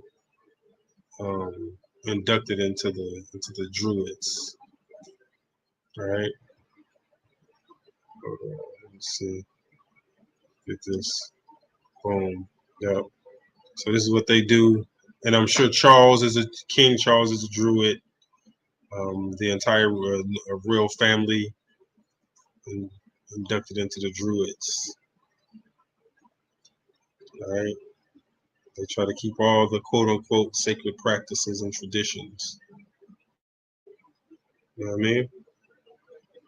So there you have it. And I think at her funeral, I think there was a bunch of there was some sort of Druid ceremony there. Y'all remember seeing all them ladies in purple? Man, y'all gonna let me go find this. Hold on. There's a bunch of ladies in purple. Was it at? You know what? I'm gonna have to go find it. Let me go find it. Hold on. Let me see. What you say, Mo? During Easter, does the opposite partake in communication and other Christian activities and or maintain the course? Easter, let me see. Easter is about, what's that, the first full moon after the start of, after the equinox? I think Easter is the first full moon after the equinox. No, I don't think so. I don't think that has the same effect because they time it differently. So Samhain or Halloween is the same date every year. The date of Easter changes because it's based on the moon. Actually, well, yeah, it's based on the moon, right? I think it's the first full moon after the equinox. I think that's how Easter is timed. That's why it's always changing. Okay. So the Druids is a religion. It's a Say sect it of again. people. Druids is a religion. Yeah, that's what it's. Okay. Yeah, a religion, a form of priestly order. That's interesting. I mean, I've seen articles before for both, but siding more with the religion or whatever practice, which is why you're talking about ceremonies and practices and Yeah. coats. All right, hold on, man. We passed 2 hours, man. I told you I've been trying to keep it 2 hours, guys. Hey, yeah, we appreciate y'all hanging out with us, man. We're gonna get out of here. Hey, remember, we're let's see, the podcast is Wednesday. We're live on Wednesday. Check out the podcast, the pre-recorded joints on Conspiracy. So it's Conspiracy Cookout with the Simple Family, iHeart, Apple, wherever you get your podcast from. Check us out there, Conspiracy Cookout with the Simple Family. We're live on Wednesdays and Fridays, but you gotta get on Clubhouse for that. It's free. Get on, and the name of the house is The Painful Truth. So you can find us there. The shows are live. They're lit. They're longer than this. Like this is, like I said, this is a quick in and out. All right. We appreciate y'all for hanging out. Be sure to follow wherever you listening. Follow that. So if you're on Twitter, 10F Cookout, follow it. If you're on YouTube, 10-4 Family. If you're on Rumble, 10-4 Fam. Follow wherever you at. Because we're gonna try to do it. Like I said, around this time each week. Mondays at around 10:15 East. 11:15 Eastern. I think it's cool. So be sure you follow us there. Yo, share the broadcast. Anybody you think might like it. I'm gonna try to keep the topics nice and pithy for y'all. I got a laundry list of stuff to talk about. So the challenge is to get it all in 2 hours. Right, well, an hour actually, because I do the first hour with fucking news stories and shit. So we'll see how it goes. All right, man. I appreciate y'all hanging out with us, man. Remember vigorforpain.com. Oh, and blackistheuniform.com. I didn't even play the sponsors, man. Blackistheuniform.com and vigorforpain.com. Check both of them out. Both of them. BOFFUM. Both of them. Blackistheuniform.com and Vigor for Pain, the world's greatest topical CBD products. VIGOR, the number 4, pain.com. And we out this joint.